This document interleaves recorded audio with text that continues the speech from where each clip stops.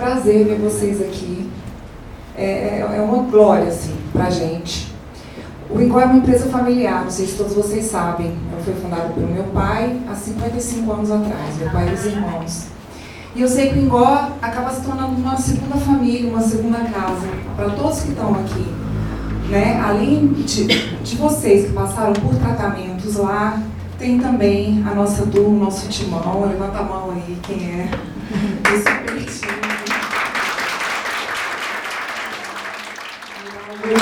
Então, ele é a nossa segunda casa. Obrigada, Leandro, por ter tido essa iniciativa. Esse convite vai ser estendido todos os anos. E se vocês tiverem ideias de mais encontros durante o ano, a gente está aberto para fazer. Porque é um prazer estar com vocês, não só lá na nossa matriz, mas num momento mais leve como esse aqui, tá bom? Espero que seja proveitoso. O pessoal que está dando aula está passando para vocês conhecimento e também para trocar ideias e conhecimento entre vocês, tá? Tá bom? Então, prazer. Só uma palavrinha aqui, que tem uma pessoa tão doida para falar, o nome dela é Jaqueline Dias, deixa eu apresentar essa pessoa. Se ela não falar... Não é isso, gente. É porque a gente faz um evento desse com muito carinho, certo? Quero agradecer todos vocês que aqui estão e todos aqueles que vieram palestrar também. Além de termos essas palestras aqui, nós também temos um momento, quem veio acompanhar, quiser dar uma relaxada, tem um pessoal ali para fazer uma massagem, certo? E nós também estamos com a Wélida, que ela faz hiperpigmentação de auréola. E ela vai, no final, sortear uma aqui. Ela está fazendo 2 lá embaixo. Depois, quem quiser conhecer, a gente pode falar. Doutor, o que eu posso comer? Não é isso? E eu acho que essa é uma, assim, câncer é uma das coisas que mais dá engajamento em rede social, internet. Então, assim, isso tudo que dá engajamento tem muito mito, tem muita fake news, né? Então, e vocês estão num momento de tanta fragilidade que vocês querem que dê certo, né? Então, se chegar aí, tudo que vocês puderem fazer para que dê certo, vocês vão fazer. Então, o objetivo da doutora Milena falar hoje aqui para vocês é para vocês também não perderem tempo com algumas coisas que não faz sentido. Assim, já que tem que colocar as energias na alimentação, então, o que faz sentido? O que tem comprovação científica? O que pode ajudar? Às vezes, a paciente ela faz um esforço enorme para uma coisa e não faz o básico, né? Que é ter uma alimentação saudável, ou praticar uma atividade física. Então, nosso objetivo com vocês é munir vocês, e vocês como pacientes ou acompanhantes, pacientes, vocês também são fonte de conhecimento. As pessoas procuram vocês achando que vocês sabem tudo sobre câncer de mama. Então, a gente precisa passar para vocês as informações para que vocês também repassem para as pessoas que procuram vocês informações corretas. A partir do momento que vocês começam a tratar, uma outra pessoa que passa por o mesmo problema, a primeira pessoa que eles vão procurar são vocês, não é isso? Então, vocês precisam ter as informações corretas ou, pelo menos, saber onde procurar. Então, é um prazer aqui chamar a doutora Milena Aparecida. A doutora Milena é médica do Ingó, oncologista. Ela também é responsável pelo nosso ambulatório de cuidados continuados, tá? E a gente tem uma equipe multidisciplinar aqui. No final, a gente tem a nutricionista, a doutora Edna, também que está aqui. A gente vai poder tirar mais dúvidas. E a Milena, ela vai me falar para a gente sobre alimentação no câncer de mama, mitos e verdades. Milena, por favor. Sim.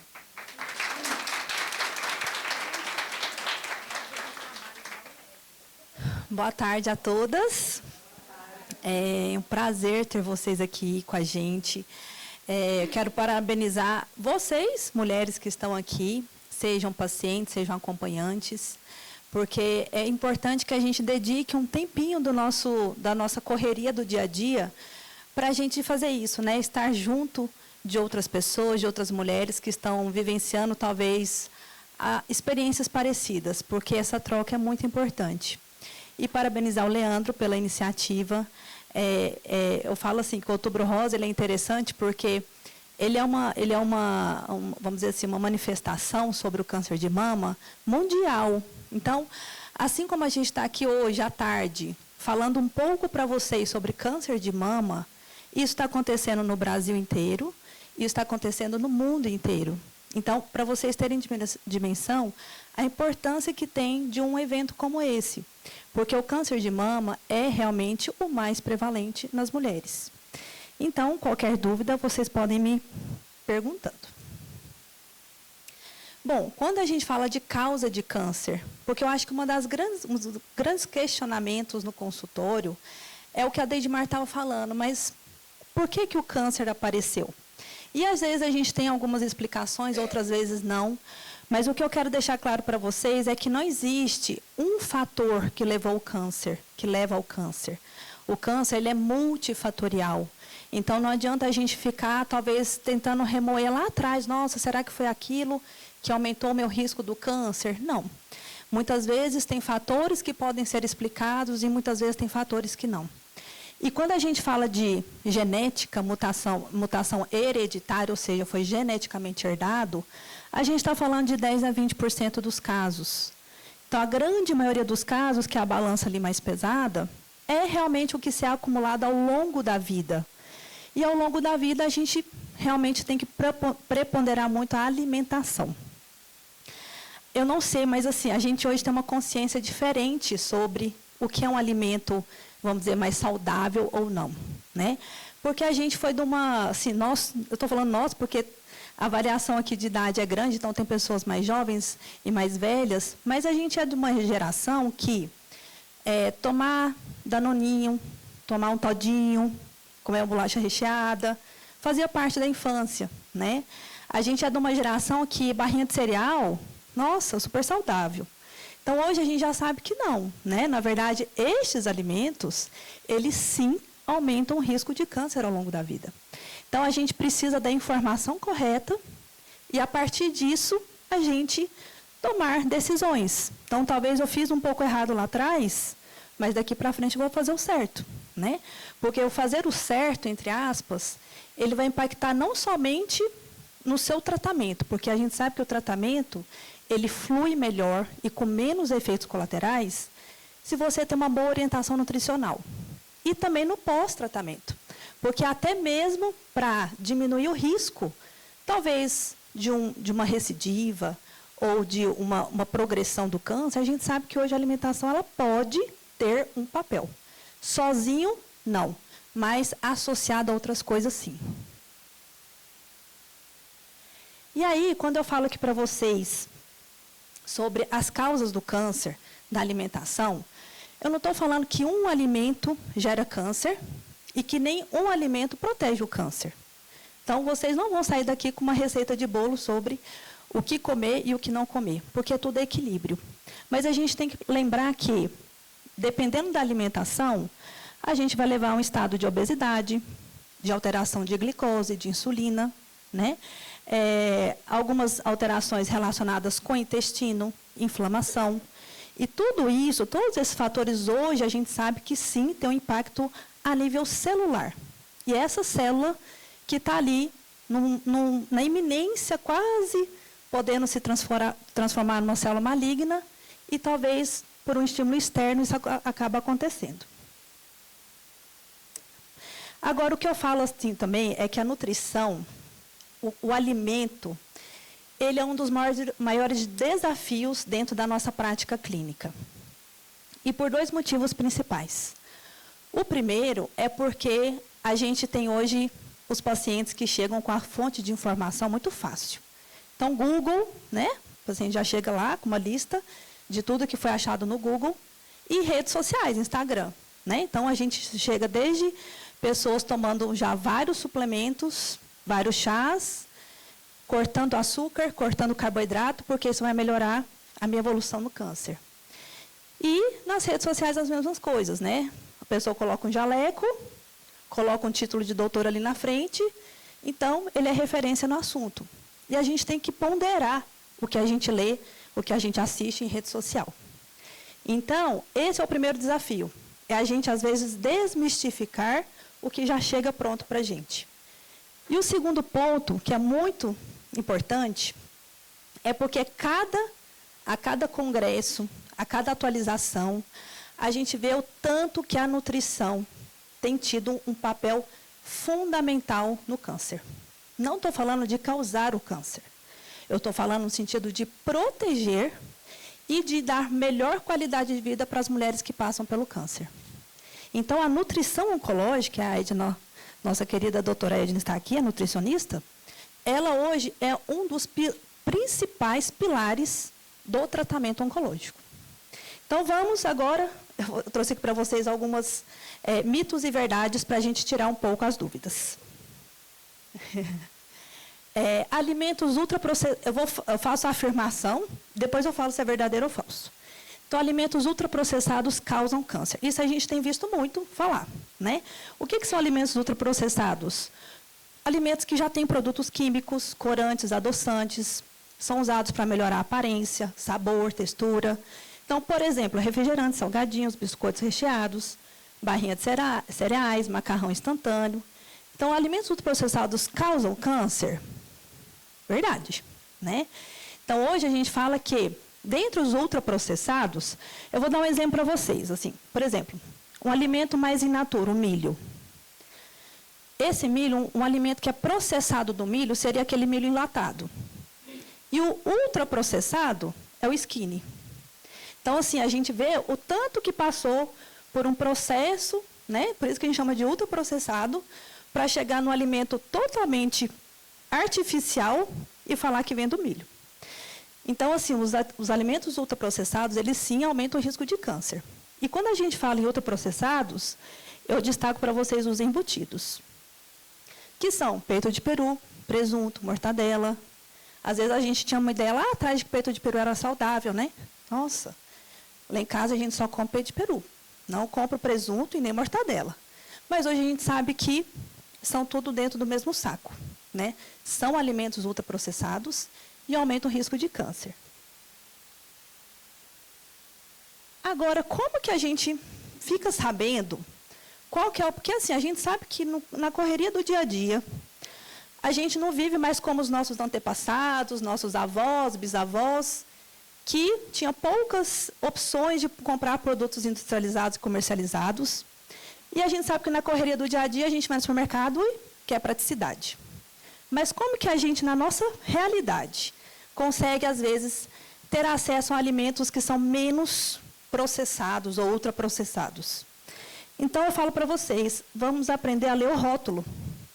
O rótulo do alimento, hoje, ele é o que vai trazer informação para a gente sobre possíveis aditivos ou produtos mesmo que podem ser extremamente prejudiciais à saúde. Então, quando a gente assim, não tem ainda a prática de ler o rótulo, a gente fala o seguinte: escolha um produto que tenha menos ingredientes. Então, quanto menos ingredientes naquele rótulo, melhor. E se mesmo assim a gente tem essa dificuldade, hoje todo mundo tem celular, tem aplicativo, né? Tem esse aplicativo que chama Desrotulando. Então, você pode acessar o aplicativo, você no supermercado está com uma dúvida ali de um rótulo, será que isso aqui vai ser saudável? Será que para um lanche da tarde vai me fazer bem? Para eu levar lá no dia da quimioterapia para fazer meu lanche, será que é bom? Coloca lá, às vezes faz a leitura mesmo do código de barras do produto e vai falar para você, eles até colocam umas notas, assim, um score, se é mais saudável, se é menos saudável, ou se você não deveria estar utilizando. Eu só dei um exemplo aqui, mas não vai dar para vocês verem.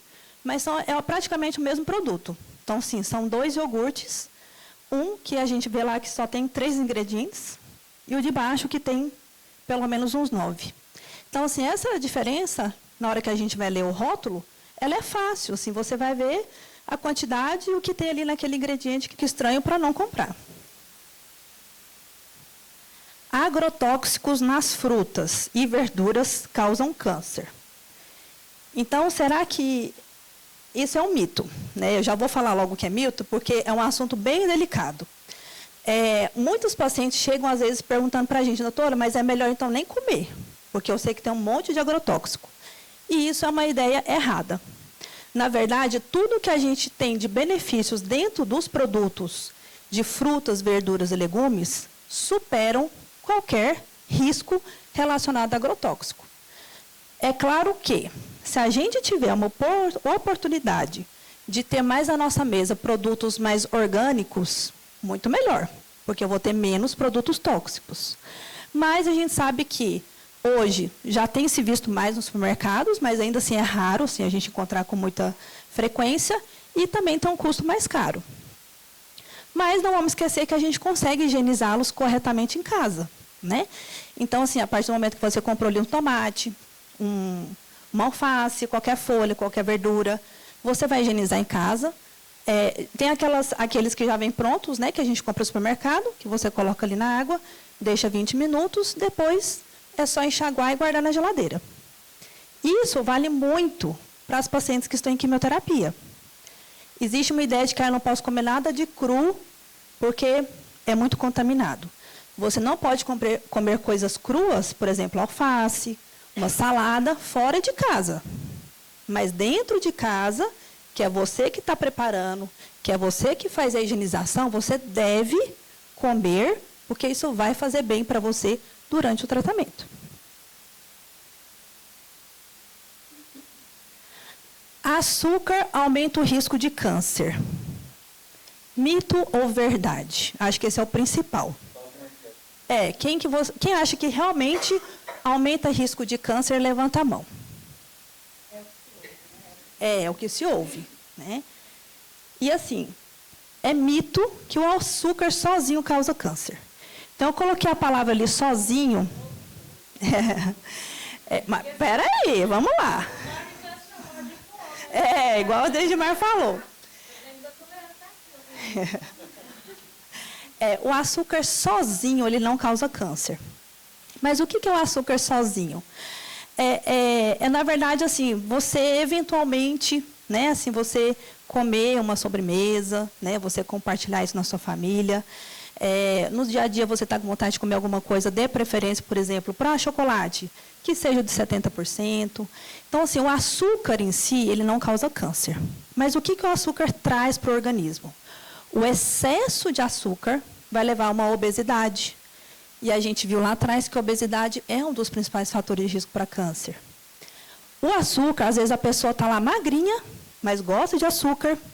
E na hora que a gente vai fazer um check-up metabólico, né, que é uma área que eu acho que super válida dentro da oncologia, é a gente entender mais a parte metabólica do paciente.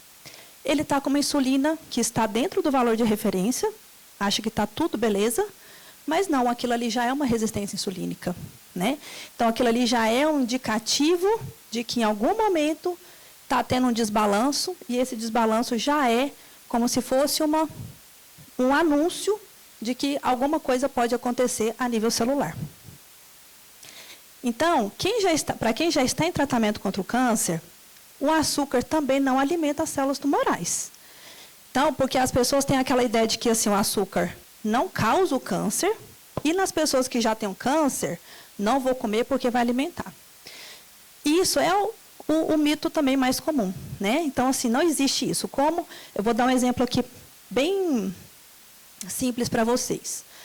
Um paciente que opta, por algum motivo, eu vou fazer sozinho uma restrição aqui de açúcar, não vou comer nada, porque o câncer, minha célula do câncer não vai se alimentar. O câncer, a célula, ela tem uma inteligência, como diz a Deidmar, que é assim, fora do que a gente entende ainda muito sobre a doença. Então, na falta do açúcar, ele vai utilizar outras fontes de energia no nosso corpo. E qual que é a fonte, depois do açúcar, do carboidrato, que é mais fácil de utilizar? Proteína. Então, é um paciente que não vai estar ingerindo açúcar e vai estar, ao mesmo tempo, perdendo massa muscular. E hoje, um dos principais pontos dentro da nutrição oncológica é a gente valorizar, assim, dar importância para a saúde muscular do paciente. O paciente que tem uma saúde muscular durante a quimioterapia tem menos efeitos colaterais. Então, assim, não adianta você tirar de um lugar, porque ele vai pegar de outro. E quando a gente fala em identificar perda de proteína muscular, isso já é um assunto muito mais difícil da gente identificar no consultório. Então, é um paciente que está ali sofrendo, não está tendo uma saúde metabólica, nem uma saúde proteica muscular boa, e poderia estar melhor, passando melhor pelo tratamento. Então, alguns adoçantes naturais que eu indico são o estévia e o xilitol. São fáceis hoje da gente encontrar, são adoçantes mais naturais, substituem facilmente o açúcar, aquele açúcar de adição, Então, assim, vou tomar um café, põe açúcar. Esse açúcar de adição, ao longo do dia, acaba que às vezes a gente esquece. E no final das contas, está ingerindo sim uma quantidade muito grande de açúcar ao longo do dia. Porque você põe no café, você põe no chá, né? Depois do almoço come docinho. E lá, no fim do dia, você acha, não, quase que eu não comi doce hoje. Mas comeu. Então, tente substituir tudo que você pode pelos adoçantes mais naturais, né? O stevia e o xilitol. E aí, quando a gente fala sobre o açúcar, por isso que a gente não pode causar esse alvoroço de que o açúcar alimenta o câncer ou causa o câncer. Porque como que a gente vai falar para uma paciente que está em tratamento oncológico que ela nunca mais vai poder fazer um bolo com o filho, né? Ou vai fazer e não vai desfrutar desse momento, que é a melhor parte, né? Como que a gente vai falar para a paciente que ela não? Se ela for sair com as amigas, pode comer tudo, menos açúcar, né? E aí, isso a gente chama de comida afetiva, né? A comida afetiva, ela faz parte do nosso dia a dia, ela faz parte da nossa história, né? Então, quem não tem uma receita de avó, quem não tem aquela lembrança do bolo na infância, quem não tem aquela vontade de uma sobremesa favorita, era a mesma sobremesa da minha mãe. Então, assim, a gente precisa ter equilíbrio. Então, o açúcar não causa câncer, o açúcar não alimenta as células do câncer, mas o excesso de açúcar é prejudicial. E o que a gente fala é equilíbrio. Uma outra dúvida muito comum, né, que isso aqui é moda, né? Vez ou outra sai as modas das redes sociais. Glúten é inflamatório e causa câncer. Então, tudo que é derivado do trigo, os pacientes acabam não utilizando porque é ruim para o câncer. É um mito, né? Glúten, carboidratos não fazem o câncer aumentar ou não proliferam a célula tumoral. É importante a gente falar que só não pode alimentar de glúten aqueles pacientes que têm doença celíaca, que é alergia e intolerância ao glúten, né? Então, assim, a gente não tem que restringir o pãozinho da manhã todo dia. Se você tem um acompanhamento nutricional, se o seu nutricionista coloca na sua alimentação um pedacinho pequeno de pão todo dia, dentro do seu esquema que você está fazendo no dia inteiro, não tem problema, não é isso que vai causar um câncer. E eu trouxe esse aqui porque é uma das coisas que eu mais vejo recentemente alguns pacientes perguntando sobre a água alcalina. Água alcalina evita o câncer? Alguém já ouviu falar sobre isso? Já, né? Acho que está bem comum isso na internet, né? Isso, eu acho que é uma das maiores fake news dos últimos tempos que a gente vê nas redes sociais. Inclusive, tem até bebedor, hoje em dia, que só sai água alcalina. Então, assim, qual que é o princípio que eles falam da água alcalina no câncer? Que o ambiente da célula tumoral, o ambiente onde que está ali proliferando a célula tumoral, ele é um ambiente mais ácido.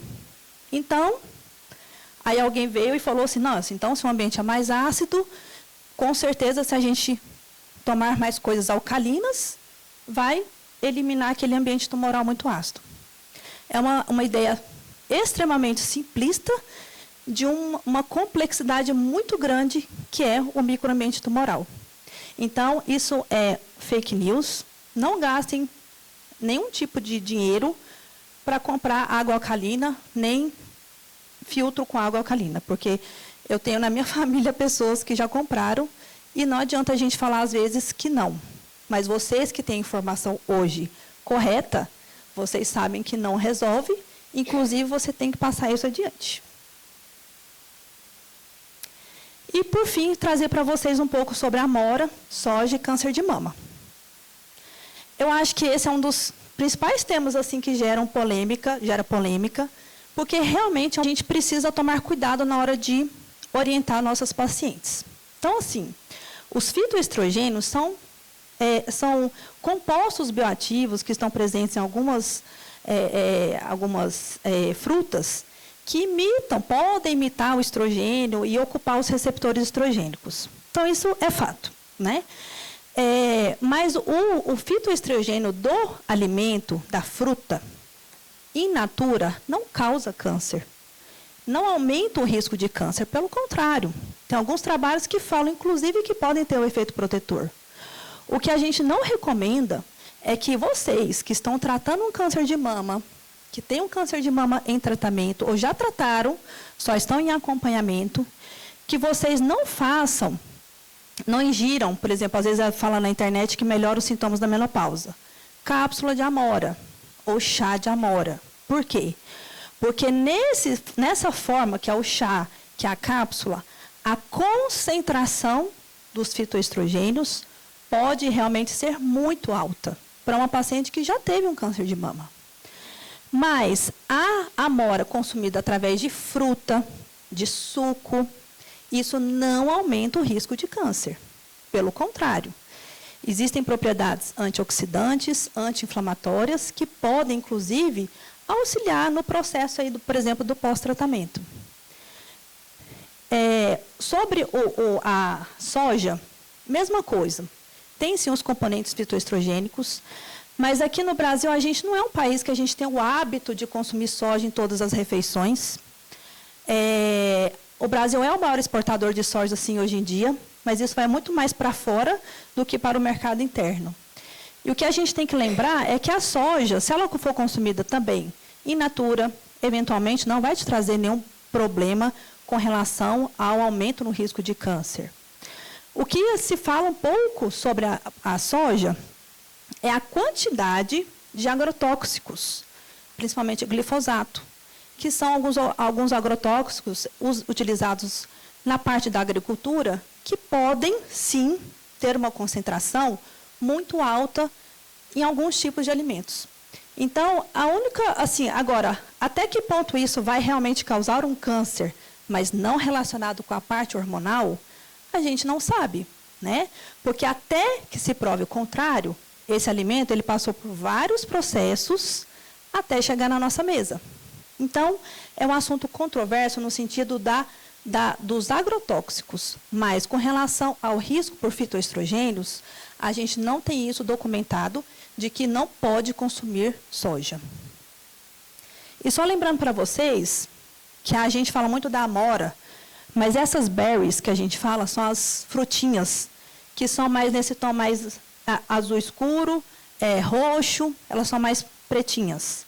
Essas berries, elas têm uma quantidade muito boa de antocianinas, que traz esse efeito anti-inflamatório, antioxidante, e tem alguns trabalhos que falam, inclusive, que pode atuar em algumas vias de sinalização de proliferação do câncer. Então, a jabuticaba, que a gente está quase chegando na época da jabuticaba, pode ser consumida, né? Morango, framboesa, o mirtilo, a cereja, todos podem ser consumidos. A jabuticaba, inclusive, tem uma dica que, para a gente aproveitar mais dos componentes dela, o ideal é que a gente também coma a casca. Então, depois que você fizer a higiene, você não precisa só o carocinho jogar fora. Então, a casca dela também tem muitos componentes que são extremamente válidos. Então, se a gente for falar assim de um lanchinho saudável para vocês que estão em tratamento ou pós-tratamento, né? Então, pode ser um iogurte natural. Trouxe um exemplo ali do Itambé. Não tem um conflito de interesse com a marca, mas eu acho ele muito fácil de achar, muitas vezes, nos supermercados. E lá já vem escrito, iogurte natural, lá do ladinho está escrito assim, apenas 2 ingredientes.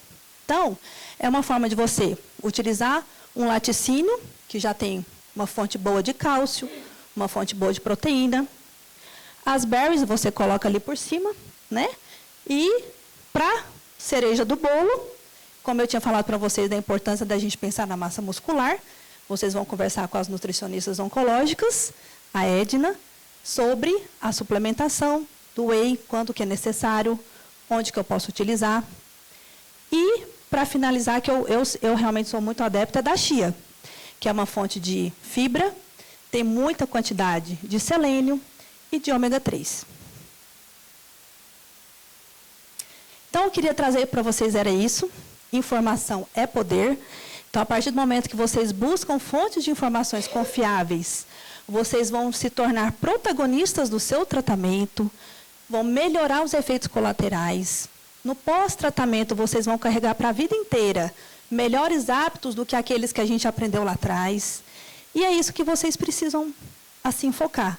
numa alimentação equilibrada, sem muitas fake news, óbvio, sem nada de fake news, mas também sem muitas restrições.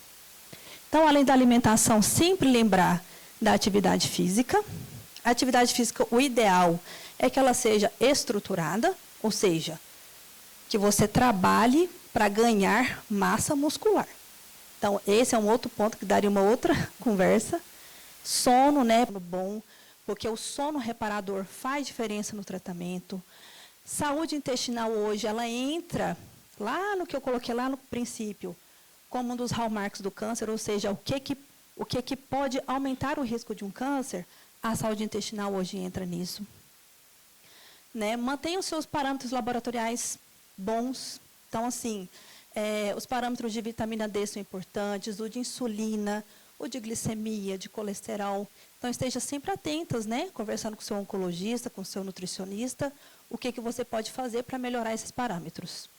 E cuide da mente, né? Então, assim, o psicológico, a mente, tudo que vocês fazem no sentido de ter uma válvula de escape, que não seja só pensar em tratamento, o que eu posso comer, o que eu não posso comer, isso também faz toda a diferença. E aí eu trouxe só um recadinho que eu deixei aqui no meu Instagram para vocês, que o mais importante do que terminar a quimioterapia é passar por ela com menos efeitos colaterais e melhor qualidade de vida. Mais importante do que cair nas fake news e restringir os alimentos é ter uma excelente equipe multiprofissional para te orientar a passar pelo tratamento de forma mais leve e sem restrições alimentares absurdas. E mais importante do que passar pelo tratamento com 1 turbilhão de sentimentos guardados para si mesmo, é contar com uma rede de apoio, cuidar da mente e manter a espiritualidade como aliada em cada momento. Era isso que eu queria falar com vocês. Obrigada. Ó, Ana Cláudia, a Laís, o Leandro, né, os oncologistas que estão aqui, cada um vai ter a sua orientação. Eu, particularmente, eu não restringo, assim, por exemplo, vou dar um exemplo. Eventualmente, um final de semana que vai ter um almoço de família, né, um churrasco, o aniversário dessa pessoa, eu deixo liberado pequena quantidade, claro que também não pode aproveitar o final de semana, né? Uma latinha ou long neck?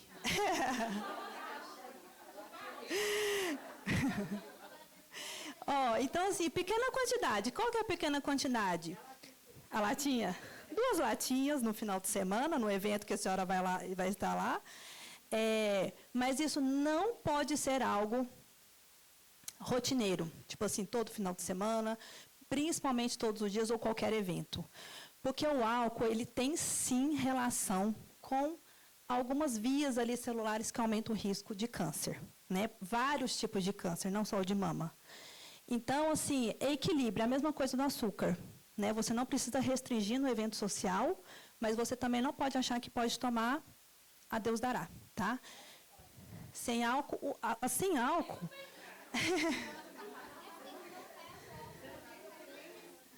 A sem álcool, ela tem uma concentração bem menor de álcool, mas tem um cheirinho lá de álcool. Tem. Então, assim, não é que é proibido, é menos ruim com relação ao álcool. Mas poderia ser mais bem indicado, sim. Tá? Vinho, né? Também o vinho. Uma tacinha, né? Uma tacinha já tá bom. Doutora, sim. Eu não sei se estaria dentro da sua área ou da próxima que vai nos palestrar para nós, que eu estou com dúvida, pode ser a dúvida de muitas. Você falou da chia, eu gosto muito do psyllium, né, para poder o intestino, Maravilha. principalmente com mamão, com qualquer outra fruta, porque eu já tinha intestino preso e a gente também pode já começar a bagunçar o da gente com o tratamento. Mas sobre os chás, por exemplo, das redes sociais, eu só tomo 2 tipos de chá, pronto, acabou. Aí fala que aquele não pode. Sim. Outra coisa, que fomos criadas com aquela crença de banha de porco. É saudável, é isso e aquilo. Porque se não tinha falado, eu gostaria, se for da sua área, você me esclarecer e as demais, se Óleo de soja é perigoso, tem gordura, tem como se fosse um plástico e tal, compra o de girassol. Nem todo mundo, às vezes, pode isso e aquilo, financeiramente, ou por saber, por sabedoria.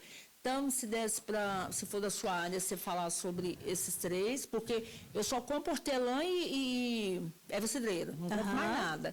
Aí eu usava banha, fiquei sabendo, jogar as banhas fora, dei pro vizinho, aí foi no óleo de girassol. Aí a senhora tirou a banha e pôs o óleo de girassol? Pus o óleo de girassol. Entendi. E sobre um chás que eu só tomo hortelã, qualquer hora, e tem uma colega que eu acompanho muito ela tem os mais sintomas que eu. Aí eu peço para ela preparar o organismo dela, porque eu acho que pode ser, às vezes, por isso que, às vezes, sente algum efeito. Eu tenho mania, primeiro, de tomar um copo com água, se possível, duplo.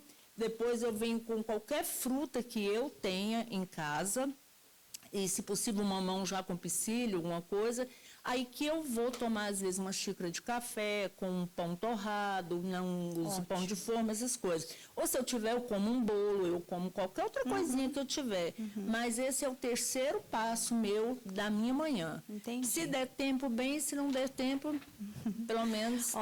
Então, vou falar para vocês rapidamente, e depois a Edna complementa assim, as informações nutricionais. Com relação a chia, psyllium, né?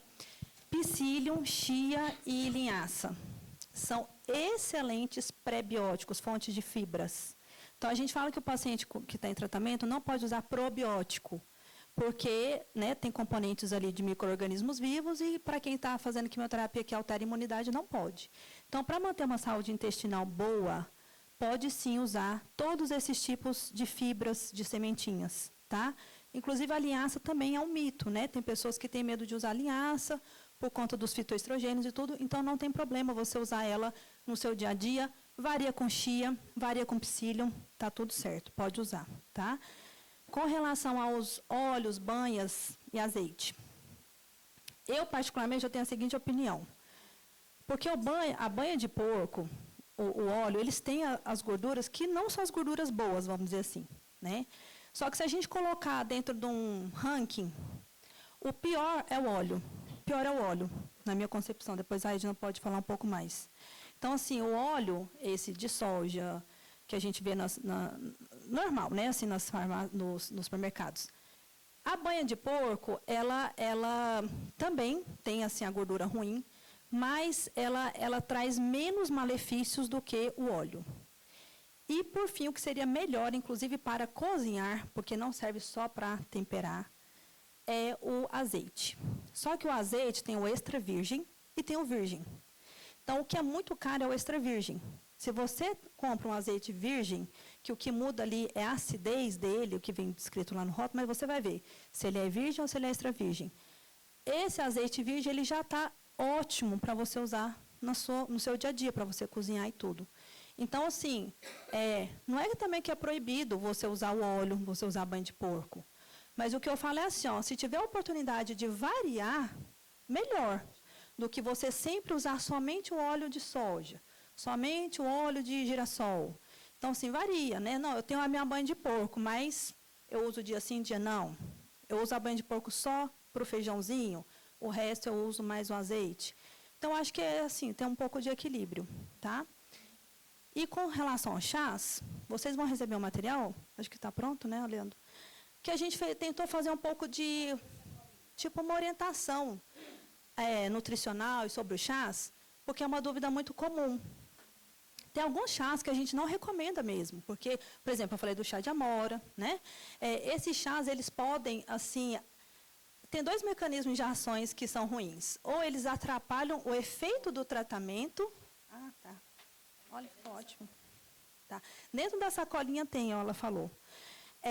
Os que a gente, assim, não recomenda, porque ou altera a metabolização de algumas drogas durante a quimioterapia, hormonoterapia, e prejudica o tratamento mesmo, ou então porque realmente tem um efeito que pode, inclusive, simular a parte estrogênica. Então, aqui, a gente colocou uma lista dos que não devem e dos que devem, tá? Assim, é claro que isso aqui... Mas, isso aqui é só assim, é uma informação, porque tem muito mais coisa sobre chás, que na consulta com a nutricionista é que vocês conseguem tirar mais dúvidas. Mas os principais que a gente fala que pode, o que não pode, o que pode, para que serve, estão aqui nesse folhetinho para vocês darem uma olhada, tá bom?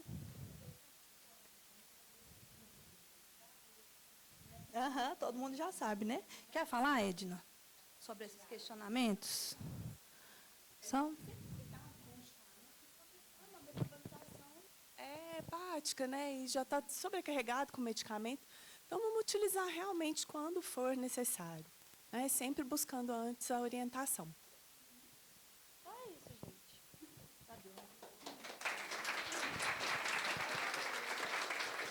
Então, falando em comida, né, conforme a nossa programação, agora a gente vai levantar um pouquinho, comer um pouquinho, depois a gente volta, tá bom?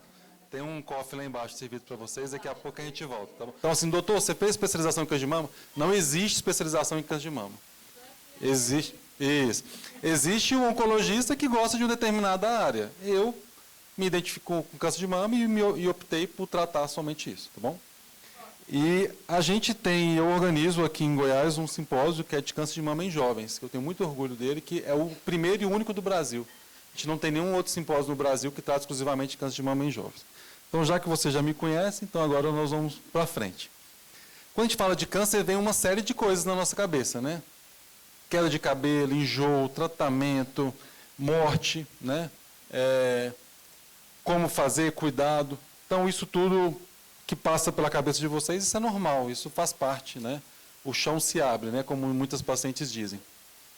Mas o câncer é um problema de saúde pública, tá? Não é uma doença isolada, é um problema de saúde pública. Por quê?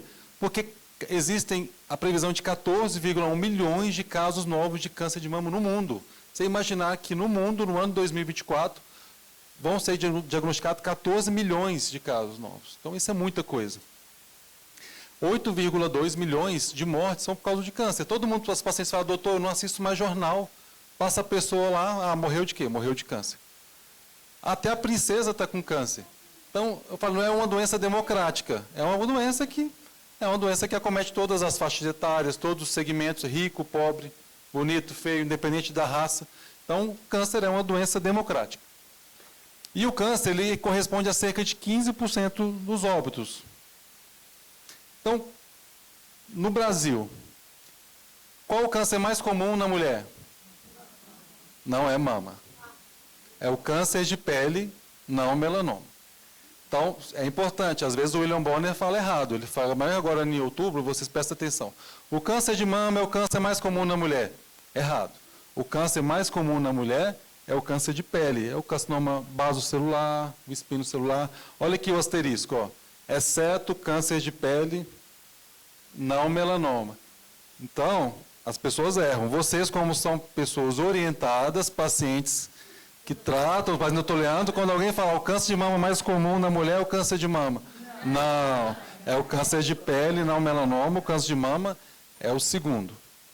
E com nesse ano de 2024, o INCA ele faz estatística que vale para 2 anos. A cada 2 anos ele vai fazendo uma nova estatística. Então, fez uma estatística em 2023 que vale para 23 e 24. Ano que vem vai ter uma nova. Então, para esse ano, são esperados cerca de 73 mil casos novos de câncer de mama. Aqui a gente não está considerando quem já está com diagnóstico. São casos novos que vão ser diagnosticados. E no estado de Goiás, 1.970 casos novos de câncer de mama. Tá? E em Goiânia, 630 casos novos. Certo?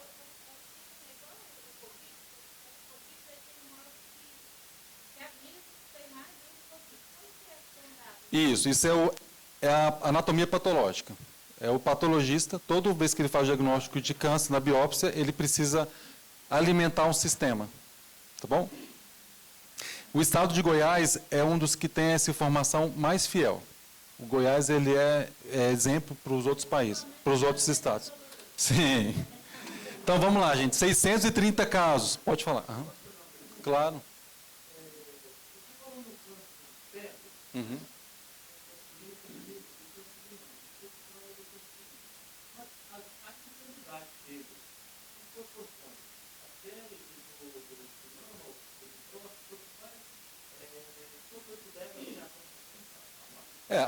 O câncer de pele é o câncer mais comum, mas a grande maioria dos cânceres de pele são tumores que não têm grandes consequências, que se tira, né, faz uma biópsia, uma cirurgia, já retira. Mas a gente não pode ter a ideia de que câncer de pele sempre é um câncer bonzinho. Existem cânceres de pele que pode ficar agressivo, pode destruir a cartilagem, às vezes a pessoa perde o nariz, né? Então não é tão simples. Então vamos lá, no estado, em Goiânia, 630 casos novos. E se a gente for olhar as causas de morte por câncer, fulano morreu de câncer, uma mulher morreu de câncer. Quando a gente fala que uma mulher morreu de câncer, a chance de ter sido câncer de mama é de 16%. Tá? Então, de todos os cânceres que existem no corpo, são 85% dos cânceres que as mulheres morrem. O câncer de mama sozinho, 16%. E por que a gente está aqui? Por que isso é importante? Qual a nossa responsabilidade nisso? O INGOL é responsável pelo atendimento de mais da metade das mulheres com câncer de mama no estado de Goiás. Isso.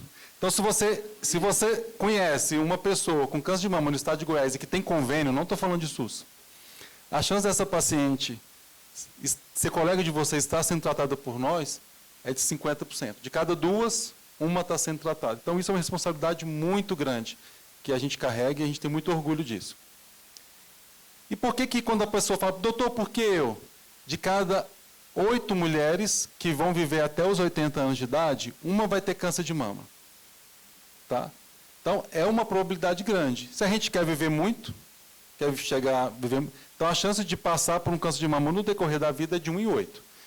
Quanto mais nova é a mulher, menor a chance de ter câncer de mama. Mas, à medida que ela vai envelhecendo, aumenta a chance dela passar por câncer de mama no decorrer da vida. Então, isso é uma coisa que acontece. Agora, o que é a mama? Por que a mama? Por que a mama? Então, vamos lá. Para quem não teve a oportunidade ainda de saber, a mama é uma glândula, tá? Que ela é composta de lóbulos, de ducto, mas o que dá o tamanho, o que faz o tamanho da mama não é glândula, é gordura, tá? A mama, ela está na região do tórax, então ela é composta de lóbulos, de ductos, tem um mamilo aqui, a areola, que é aquele tecido ao redor, né? O mamilo, isso tudo amarelinho aqui é gordura, e aqui é a musculatura, o músculo.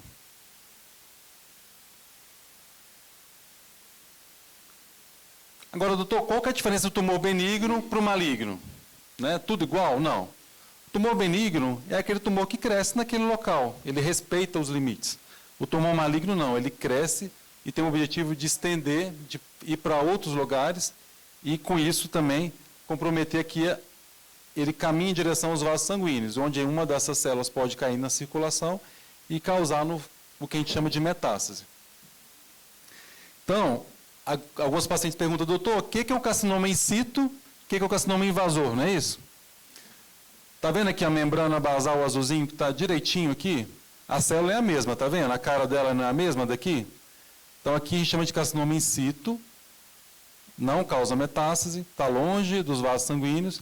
Aqui é o carcinoma invasor. O patologista, na hora que faz a biópsia, ele consegue saber se essa parte azulzinha aqui, que chama membrana basal, se ela está intacta ou não. Se essa membrana basal não estiver intacta, chama de carcinoma invasor, que é isso que vocês olham no exame e aparece lá. Carcinoma mamário invasor, carcinoma ductal invasor. É isso. Quando vem assim, carcinoma ductal in situ, o patologista ele viu que estava íntegra. A célula é a mesma célula, só que essa membrana basal estava íntegra. Isso a gente chama de carcinoma in situ e se chama de carcinoma invasor.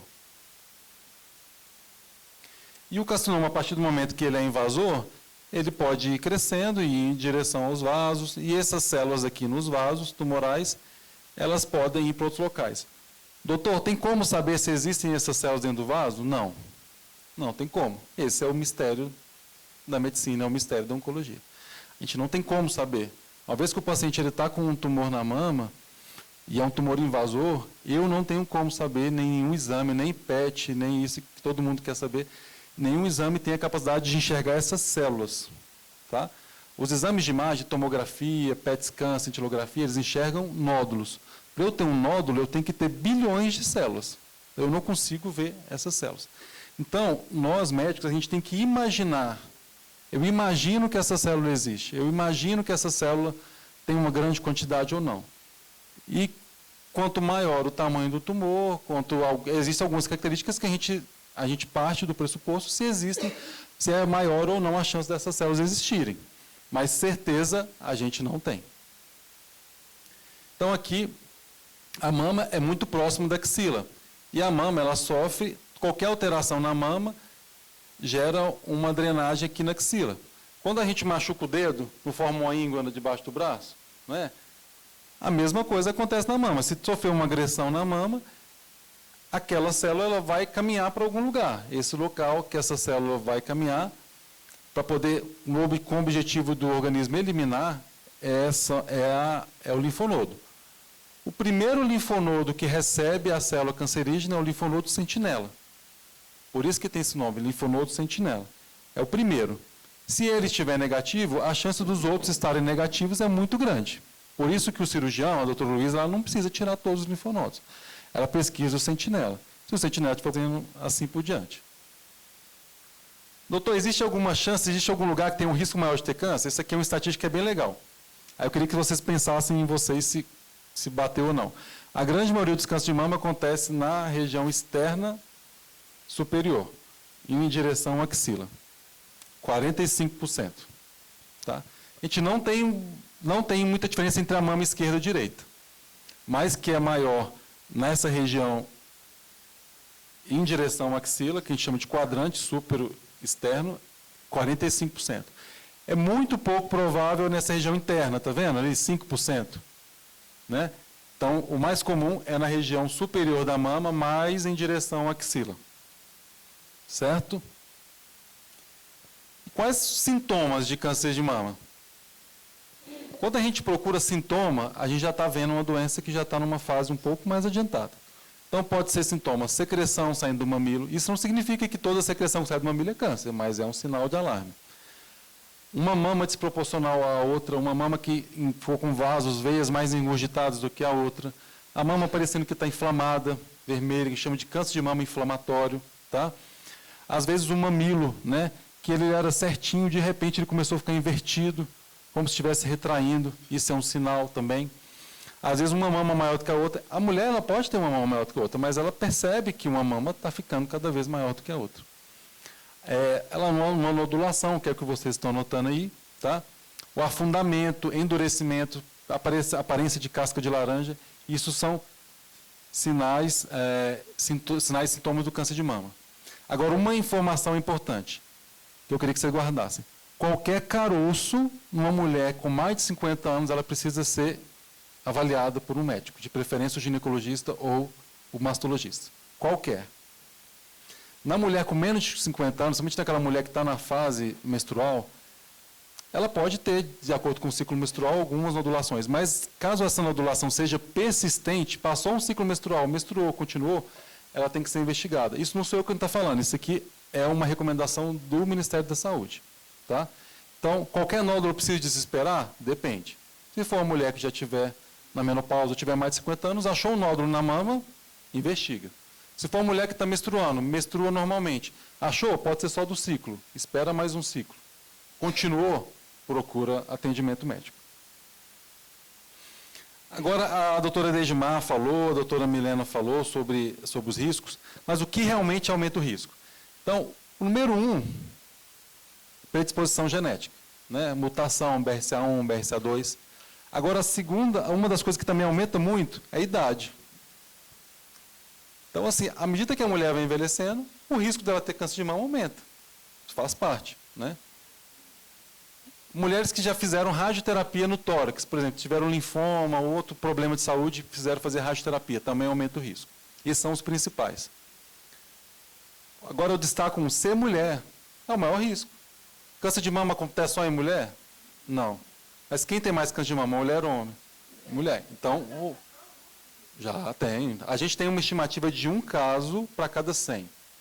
Nós temos no Ingor cerca de 700, mas o homem tem câncer de próstata, que vocês não têm. No Ingor a gente tem, em média, a gente tem cerca de 10 homens fazendo tratamento para câncer de mama. Então, outros fatores de risco. história de vários cânceres da família, mesmo que não tenha mutação. Por exemplo, eu tenho 3 quadros de câncer na família, 4 cânceres de câncer, mas fez o teste genético do Dr. Edmar, não tem câncer. O risco é maior. Tá? Mulheres que menstruaram muito cedo, tá? Ou que entraram na menopausa muito tarde, ter filho depois dos 30 anos de idade, isso também aumenta o risco. Tá? Álcool, a gente sabe, foi feita essa pergunta aqui. Não existe limite seguro para o álcool. Não tem como falar, doutor, até tanto é seguro, a partir de tanto não é. O que a gente sabe é que o limite de 1 taça de vinho ou 2 latinhas de cerveja é muito próximo de nada. Tá? Então, quando alguma paciente me pergunta, o que eu falo é isso. Assim, o ideal é que não seja nada, mas se for tomar, que não ultrapasse isso. Posso juntar? Não tomei. Não tomei, eu posso... Não pode juntar. Agora, o que é importante, tanto bom quanto ruim, é o que a gente faz de segunda a sexta, não é o que a gente faz de sábado e domingo. Isso vale para exercício, vale para alimentação. Não adianta ficar a semana inteira sedentário e só fazer exercício sábado e domingo. Assim como não adianta também, assim como também não tem problema não tomar nada de álcool durante a semana e beber no final de semana, não tem problema. O que não pode é inverter. Tomar de segunda a sexta e não tomar no sábado e domingo. Tá? Então, a obesidade aumenta o risco de câncer de mama, porque a gordura ela é uma matéria-prima para a produção de hormônios. Tá? Mulheres que fazem a mamografia, que têm a mama muito densa, que falam assim, eu tenho 70 anos e minha mama é durinha. Isso significa que é uma mama mais densa. À medida que a mulher vai envelhecendo, a tendência da mama é ela ficar mais penduculada, molenga. Isso significa que é uma mama que está lipossubstituída. Aquela mulher que tem aquela mama densa, tudo é uma mulher que tem um risco maior de ter câncer de mama. E é uma paciente que, inclusive, a avaliação dela por imagem, mamografia, é um pouco mais difícil. Mulheres que já tiveram histórico de carcinoma ductal in situ, hiperplasia, trabalho noturno, já foi visto isso, foi um estudo que mostra que mulheres que têm trabalho noturno, por exemplo, só trabalham à noite, vigias, profissionais de enfermagem que só trabalham à noite, elas têm um risco maior, né, de câncer de mama, mas é um risco baixo, e terapia de reposição hormonal. Então, terapia de reposição hormonal aumenta o risco de câncer de mama? Aumenta. Não é o principal fator, é um risco baixo. Na mulher, para a população geral, é um risco baixo. Mas para as mulheres que já sabem que tem um câncer de mama, já sabem que tem um histórico familiar, já sabem que tem uma tendência, se você fizer a reposição hormonal, você pode estar acrescentando um risco. Eu não estou falando aqui que a reposição hormonal é contraindicada, eu estou falando que a mulher precisa saber que ela pode ter um risco maior. Pode falar. Uhum. Isso é muito importante você ter falado. Essa pergunta é muito importante. A pessoa fala, doutor, eu não posso tomar nenhum tipo de hormônio. Quando a gente fala hormônio, é hormônio sexual. Estrogênio, progesterona, testosterona. Né? Eu vou malhar, preciso usar testosterona. Não pode, aumenta o risco. Eu preciso ganhar massa muscular, eu preciso da testosterona. A testosterona, a única indicação que existe para a mulher é para mulheres que têm comprovadamente uma falha do desejo sexual, isso comprovado. A gente não pesquisa testosterona na mulher, a gente não espera que a mulher tenha testosterona, para que eu vou, num nível normal, para que eu vou pesquisar? Então, mas existe muita moda, porque a gente não quer aceitar determinadas coisas, então a gente quer sempre uma justificativa. Testosterona não trata depressão. Eu estou desanimado, eu estou triste, eu vou usar testosterona. Testosterona não é para isso. Então, Luiz, quer falar alguma coisa? Não. Doses baixas, Então, assim, existem certas coisas que vai trazer mais vitalidade? Vai melhorar a massa muscular? Vai melhorar o desejo sexual? Vai. Mas isso é em troca de algumas coisas, né? Então, é importante você saber.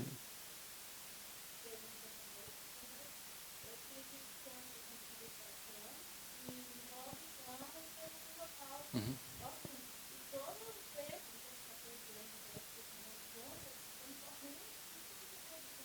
Isso, é verdade. Mesmo tumores que são negativos para os hormônios, eles não podem fazer reposição hormonal. Porque a gente não sabe se a paciente tem alguma célula lá guardada, só esperando um gatilho para poder crescer.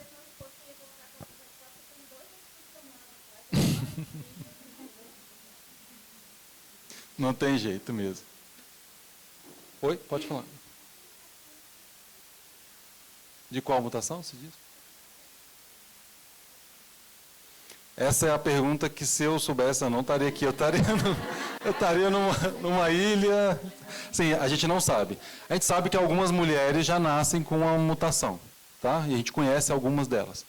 Mas no 80%, 90% das vezes a gente não sabe o motivo, tá? É próprio do ser humano. A gente está aqui com o momento para nascer e o momento para ir embora. Então, acho que é um processo de evolução. As células, elas ficam mais sujeitas a ter mutação. E algumas mutações não levam a nenhum problema, né? Não trazem consequências, e algumas mutações causam doença, entendeu? Então, acontece exatamente isso. O nosso papel, como médico, vocês como paciente, é a gente tentar reconhecer aquilo que aumenta a chance da gente ter mutações para evitar. Então, cigarro, álcool, exposição solar, tudo isso que a gente puder fazer. Pode falar. Uhum. O útero, a única função do útero é guardar o bebê. O útero não produz hormônio, tá? Então, em geral, a mulher, se ela tirou o útero e manteve o ovário, ela, do ponto de vista hormonal, ela funciona da mesma forma. O que acontece é que, às vezes, as mulheres tiram o útero e o ovário também. Isso. Aí vai depender se é uma mulher com histórico de câncer ou uma mulher sem histórico de câncer. Se for uma mulher com histórico de câncer, é contraindicado. Se for uma mulher que não tem histórico de câncer, aí ela precisa conversar com o ginecologista para entender o histórico dela, porque às vezes mesmo quem não teve câncer também não é recomendado. Então olha aqui para você ver a idade. O importante, a gente está falando da chance de ter câncer de mama. Olha, a maioria das mulheres tem câncer de mama depois de 60 anos. Uma parcela tem câncer de mama aqui entre 50 e 64, e à medida que a gente vai baixando aqui dos 40 anos, é muito menos comum. É por isso que a doutora Dedimar falou que um câncer de mama que surge numa mulher jovem, a gente tem que pensar que esse câncer de mama pode ser hereditário. É muito raro. Em geral, criança pode ter câncer na mama, mas não significa que é um tumor da glândula da mama. Pode ser um sarcoma da mama, um linfoma da mama, entendeu? A mama é um órgão que pode ter... Quando fala ter câncer de mama, existe mais de 10. Existem alguns tipos que são mais comuns. Então, aqui, voltando de novo para vocês. Cerca de 5 a 10% das pacientes que têm câncer de mama já tem isso na família, já foi herdado, já nasceu com isso.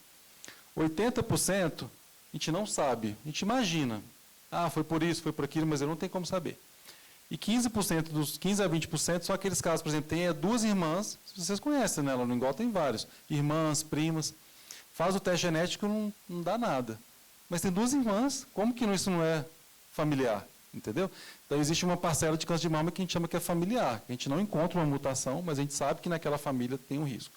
Mas o que é importante vocês saberem? Que a maioria dos cânceres de mama a gente chama de esporádico, que é aquele câncer de mama que vocês falam, doutor, mas não tem nenhum caso na minha família. Isso acontece com 80% das mulheres. E aí o que vocês perguntaram? Nós já fomos, inclusive, em matéria do Popular, né? Aqui é um paciente nosso, a capa do Popular, em 2020, o nosso tema do Outubro Rosa 2020 foi sobre câncer de mama em homem, que pode acontecer, é importante que vocês saibam. E se vocês passam por dificuldades, até mesmo questionamentos por conta de um câncer de mama, imagina um homem. Né? Imagina um homem onde tudo que a gente fala de câncer de mama a gente coloca no feminino. As mulheres, é rosa, né? A gente não... Agora, você imagina, um homem com câncer de mama, a primeira coisa que as pessoas perguntam é se é homem mesmo. Né? É homem, ou é trans, ou usou hormônio, o que fez, né? Então, se já é difícil para vocês, imagina para um homem. E o tratamento é terapia, toma comprimido, tudo igual. Então, lá no segundo andar, muitas vezes vocês vão ver eu chamando algum homem e vai ver entrando. Então, assim, vocês já vão imaginar que, como eu só trato câncer de mama, então que aquele rapaz, aquele senhor, também está tratando câncer de mama. E como é que a gente faz o diagnóstico de câncer de mama? Então, o diagnóstico, na grande maioria das nossos pacientes, o diagnóstico é feito a partir de um nódulo, que não é a melhor maneira. Tá? Mas o primeiro passo é fazer um exame de imagem, que aqui é a mamografia, uma outra maneira que é o ultrassom, e aqui só para vocês saberem que é uma ressonância. Mas os mais comuns são mamografia e ultrassom. E depois que tem uma alteração que é suspeita, é feita uma biópsia. Essa biópsia ela pode ser só por uma punção que chama de PAF, que não dá o diagnóstico, só fala se tem células malignas ou se não tem. E aqui é quando ele tira um tecido maior, por exemplo, a doutora Luísa vai lá, a suspeita que é um fibroadenoma. Ela vai lá e tira aquele nódulo, aí manda para o laboratório. Aqui é quando a gente chama de core biopsy, que a maioria de vocês fizeram esse aqui, que é aquela pistola, né, que faz aquele barulho, né? E aqui é quando faz a mamotomia. Esse material ele vai para o laboratório, o patologista ele vai analisar essas células. Aqui é para vocês terem, não sei se vocês já tiveram a oportunidade de ver, aqui é a mamografia, está vendo que ela não é redondinha, tá? Ela até é irregular, às vezes ela forma aqui parecendo um cometa, tá? E aqui é exatamente a aparência dela aqui ao vivo, está vendo aqui? Ela não é regular, ela parece, vocês já abriram um piqui? Então parece o piqui, né, partido, tá?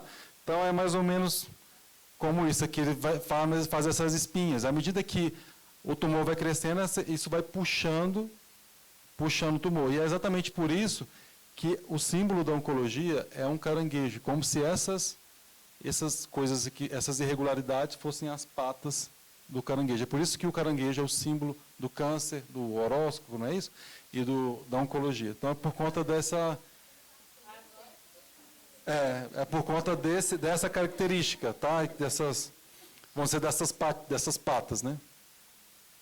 E para a gente tratar câncer de mama, não trata sozinho. Eu não trato sozinho, a doutora Dedimar, a doutora Luísa, os médicos, nenhum oncologista trata sozinho. A gente precisa de uma equipe multidisciplinar, por isso que está todo mundo aqui, muitos que vocês conhecem.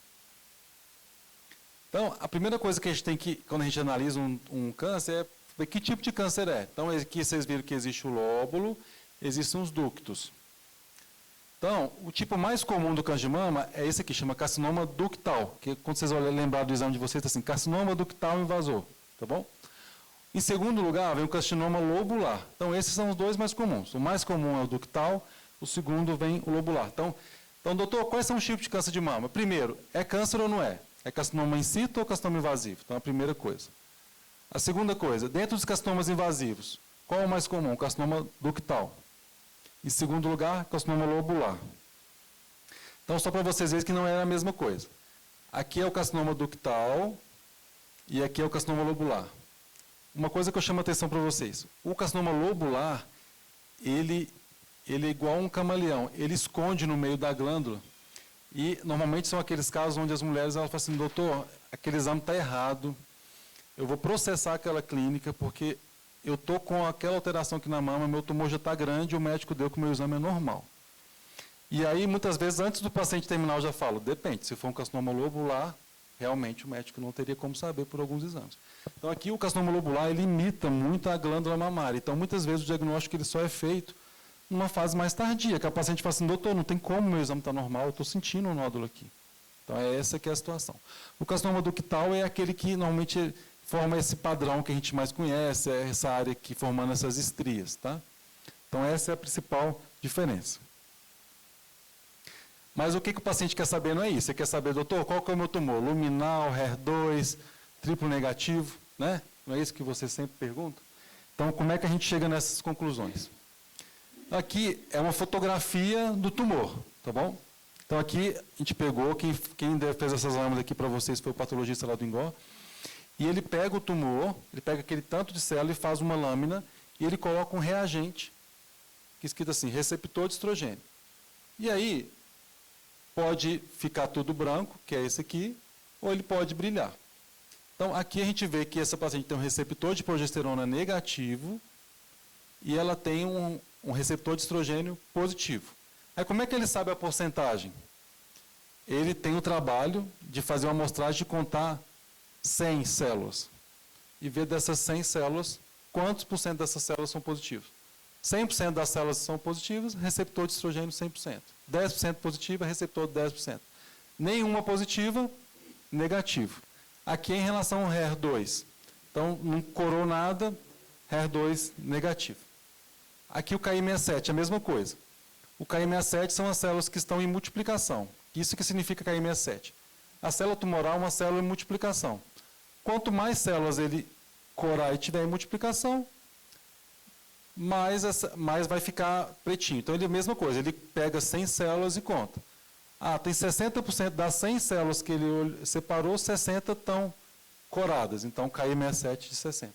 Ele pegou 100 células, 10% estão coradas, 10%. O que isso significa o KI67? Significa que a célula está se multiplicando.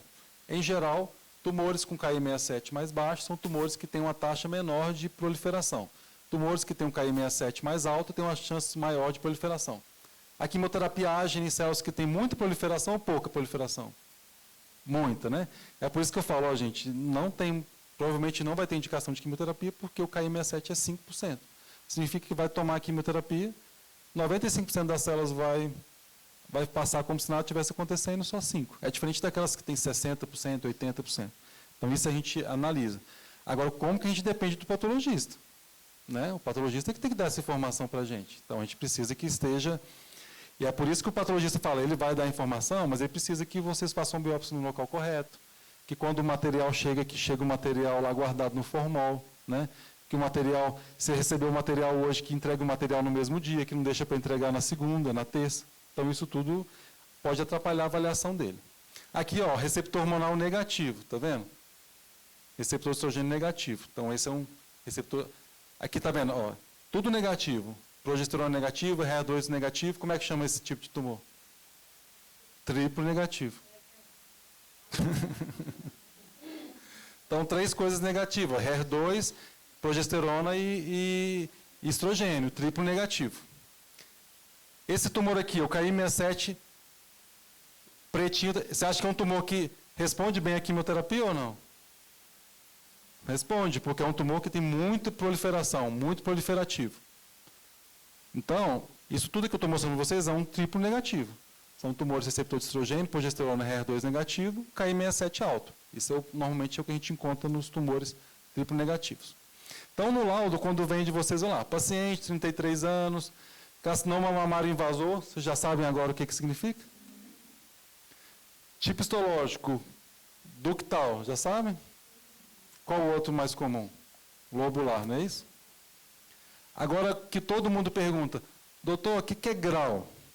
Grau 1, grau 2, os pacientes normalmente elas confundem grau com o tamanho do tumor.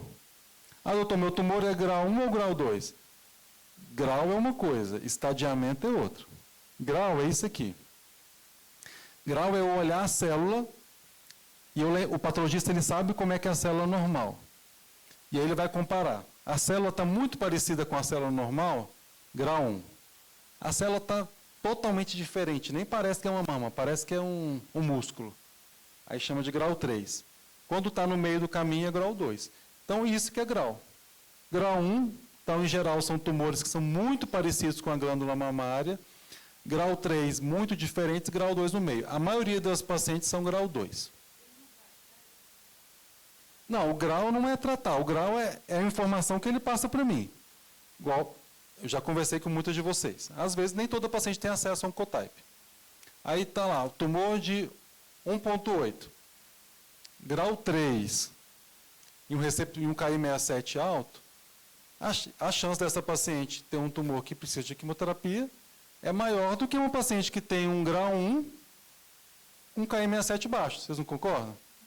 Então, é isso. Então, isso serve de parâmetro para a gente, que nem todo mundo tem como ter acesso a todas as informações. Então, a gente precisa utilizar isso para tomar as decisões. Então, aqui um outro laudo de imunistoquímica. Aqui já é imunistoquímica.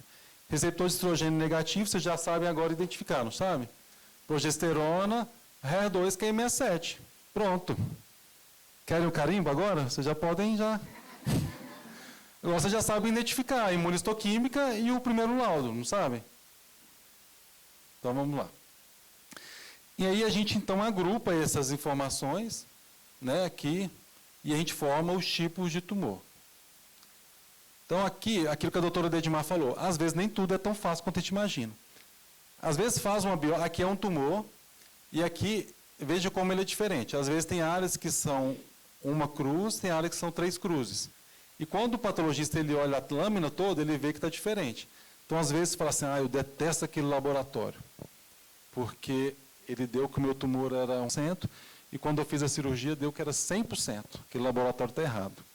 Então, o que eu estou mostrando para vocês? Que, às vezes, na biópsia, a gente tem informação de um lugar, Mas quando faz a cirurgia, o patologista ele tem informação de mais lugares. Então, não significa que o exame está errado, significa que naquela amostra era daquele jeito. E quando ele tem uma amostra maior, ele consegue ter mais informações. Então, a gente tem que tomar cuidado para a gente não interpretar e julgar de forma inadequada. A mesma coisa acontece com o HER2. Às vezes, o HER2 ele é negativo num ponto e é positivo no outro. Então, é por isso que muitas vezes vocês fazem biópsia, e aí depois eu falo assim, aí fez a cirurgia. Eu falo assim, agora eu preciso da imunistoquímica da cirurgia. Ah, não, doutor, mas eu já fiz a imunistoquímica. Eu falo, não, mas eu quero outra. Porque pode ser muito provável que venha a mesma coisa, mas e se vier uma coisa diferente? Não, aí normalmente não acontece. Isso aí não acontece.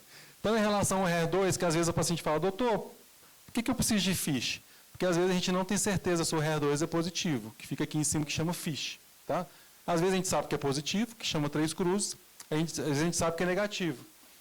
Às vezes ele vem em cima do muro, aí tem que fazer o exame que chama FISH. Tá? O FISH é feito no material do tumor, mas ele só é feito para situações onde tem dúvida. Situações onde não tem dúvida, não precisa do FISH. Então, em geral, o tumor luminal é aquele que a gente pensa que é hormônio positivo, o tumor luminal B é aquele tumor hormônio positivo, mas que tem características de maior agressividade, são aqueles tumores que a gente precisa fazer quimioterapia. O tumor HER2 positivo, aquele que expressa aquela proteína do HER2. E tumor triplo negativo ou basal, a gente lembra do triplo negativo. Então, agora, estágio é outra coisa. Eu não estou falando de grau, estou falando de estágio. Então, quando a gente fala que o tumor é estágio 1, é aquele tumor localizado na mama, pequenininho na mama, esse estágio 1. Como é que eu acho esse tumor? Mamografia. Tumor ou ultrassom, mas principalmente mamografia. O tumor estágio 1 é aquele tumor que, em geral, não é palpável. Então, se eu quero encontrar, a maioria das mulheres que diagnosticaram câncer de mama no estágio 1, elas fizeram o diagnóstico por exame de imagem, por mamografia e ultrassom. Em geral, aquelas mulheres que diagnosticaram o câncer de mama pelo toque, em geral, são tumores do estágio 2 para frente.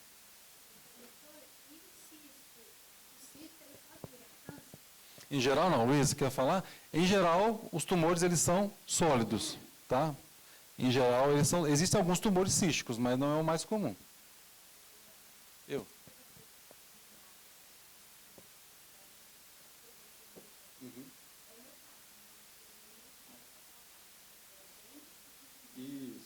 Isso. E aí a importância dos exames de rastreamento. Quando a gente fala para vocês e passa a mama aqui, esse nódulo que vocês estão palpando é um nódulo que, em geral, já tem mais de 2 centímetros. Tá? Então, o nosso objetivo é encontrar um nódulo num estágio menor. E é por isso que a gente fica o mês de outubro, todo ano, o ano inteiro falando da mamografia, dos exames de rastreamento, porque o nosso objetivo é encontrar. Existem mulheres que fazem exames todo ano e mesmo assim tem câncer de mama e aparece o tumor grande? Existe. Eu não mostrei para vocês aquele tumor lá com 60% de proliferação? Você acha que esse tumor vai esperar 1 ano para crescer? Não vai. Então, a mulher faz a mamografia agora em abril, quando é em maio ele cresce, entendeu? E pode acontecer. Então, o objetivo da mamografia não é evitar o câncer, é fazer com que aquele tumor seja diagnosticado no menor estágio possível. Às vezes não é possível, às vezes entre uma mamografia e outra aparece. E não significa que o exame está errado. Então, estágio 2, em geral, já é aquele tumor um pouco maior, ou que tem um linfonodo comprometido. Estágio 3 é aquele tumor que tem um pouco mais de linfonodos comprometidos, ou tumor que já está ulcerando a mama, né, ou causando uma reação inflamatória. E estágio 4, a gente chama de um tumor que tem metástase em outros locais. A chance de uma mulher fazer o diagnóstico de câncer de mama já com metástases é de 5% a 10%. 90% das vezes a gente faz o diagnóstico sem metástase. Em 5% a 10% das vezes a gente faz o diagnóstico com metástase. Isso não significa descuido. Isso significa que o comportamento biológico daquele tumor foi para desenvolver metástase numa fase mais inicial.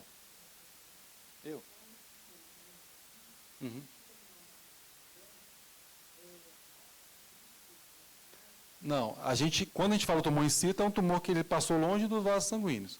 Então, é um tumor que as mulheres não vão ficar fazendo exame de imagem, PET scan, cintilografia, tomografia, que aquele tumor ele não gera metástase.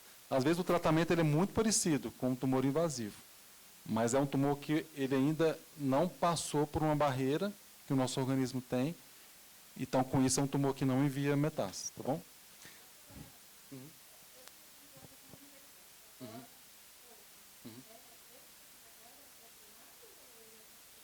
Às vezes a gente não tem como tirar essa dúvida. Em geral, a gente pensa que é uma recidiva quando é na mesma mama e quando tem o mesmo tipo histológico. Por exemplo, se é triplo negativo, continua triplo negativo. Em geral, quando é em outra mama, ou outro subtipo histológico, por exemplo, era triplo negativo uma vez e agora é HER2, a gente pensa no segundo tumor, um tumor diferente. Mas a gente, às vezes, não tem como saber, não tem como diferenciar. Para a gente não faz tanta diferença, tá? Mas, às vezes, pode fazer, por exemplo, para tentar conseguir um teste genético. Entendeu? Porque, às vezes, alguns convênios só autorizam se tiver tido câncer de mama bilateral, por exemplo, ou se for um segundo tumor. Então, às vezes isso pode ser importante para conseguir teste genético. Então, as metástases do câncer de mama, elas não são iguais para todos os cânceres de mama. Então, o triplo negativo ele tende a ter mais metástases para o cérebro, pulmão, fígado, e o câncer de mama hormônio positivo ele tende a dar mais metástase para os ossos. Tá? E é exatamente por isso que, quando precisa, a gente pede os exames tomografia, cintilografia, e em alguns casos a gente faz ressonância do crânio. Por que a gente não faz em todas? Porque existem alguns cânceres de mama que a chance de ter metástase no cérebro é muito pequena. Agora, o câncer de mama triplo negativo e o HER2 positivo são os que têm um risco maior de metástase cerebral.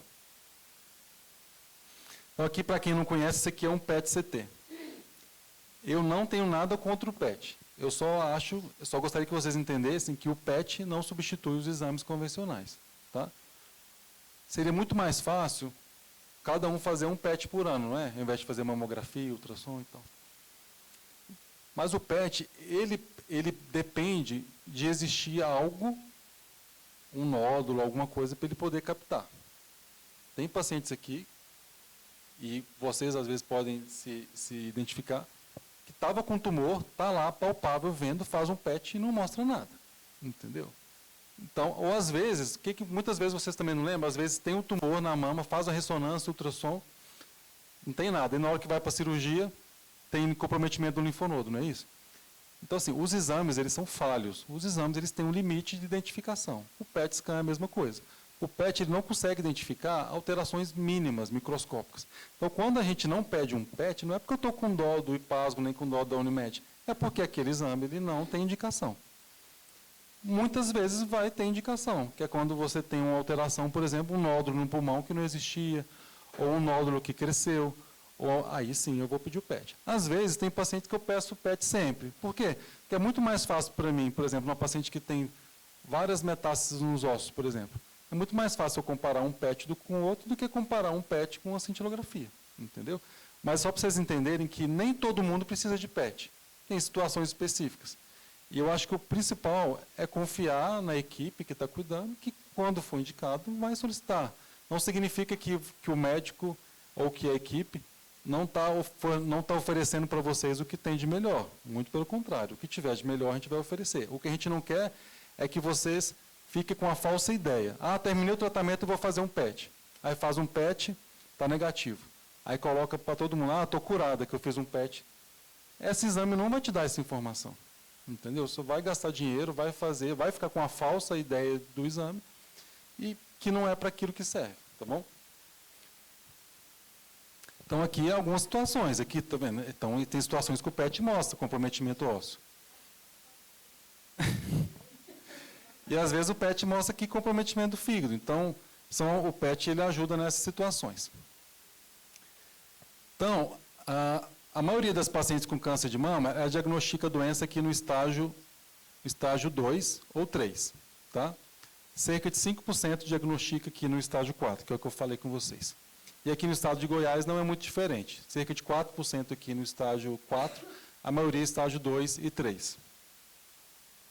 Então, vocês cansarem, vocês falam. Estou indo. Aqui estão os principais tratamentos do câncer de mama. Então, vamos começar. Então, doutor, diagnostiquei câncer de mama, fez os exames todos, não tem metástase. O que a gente vai programar primeiro?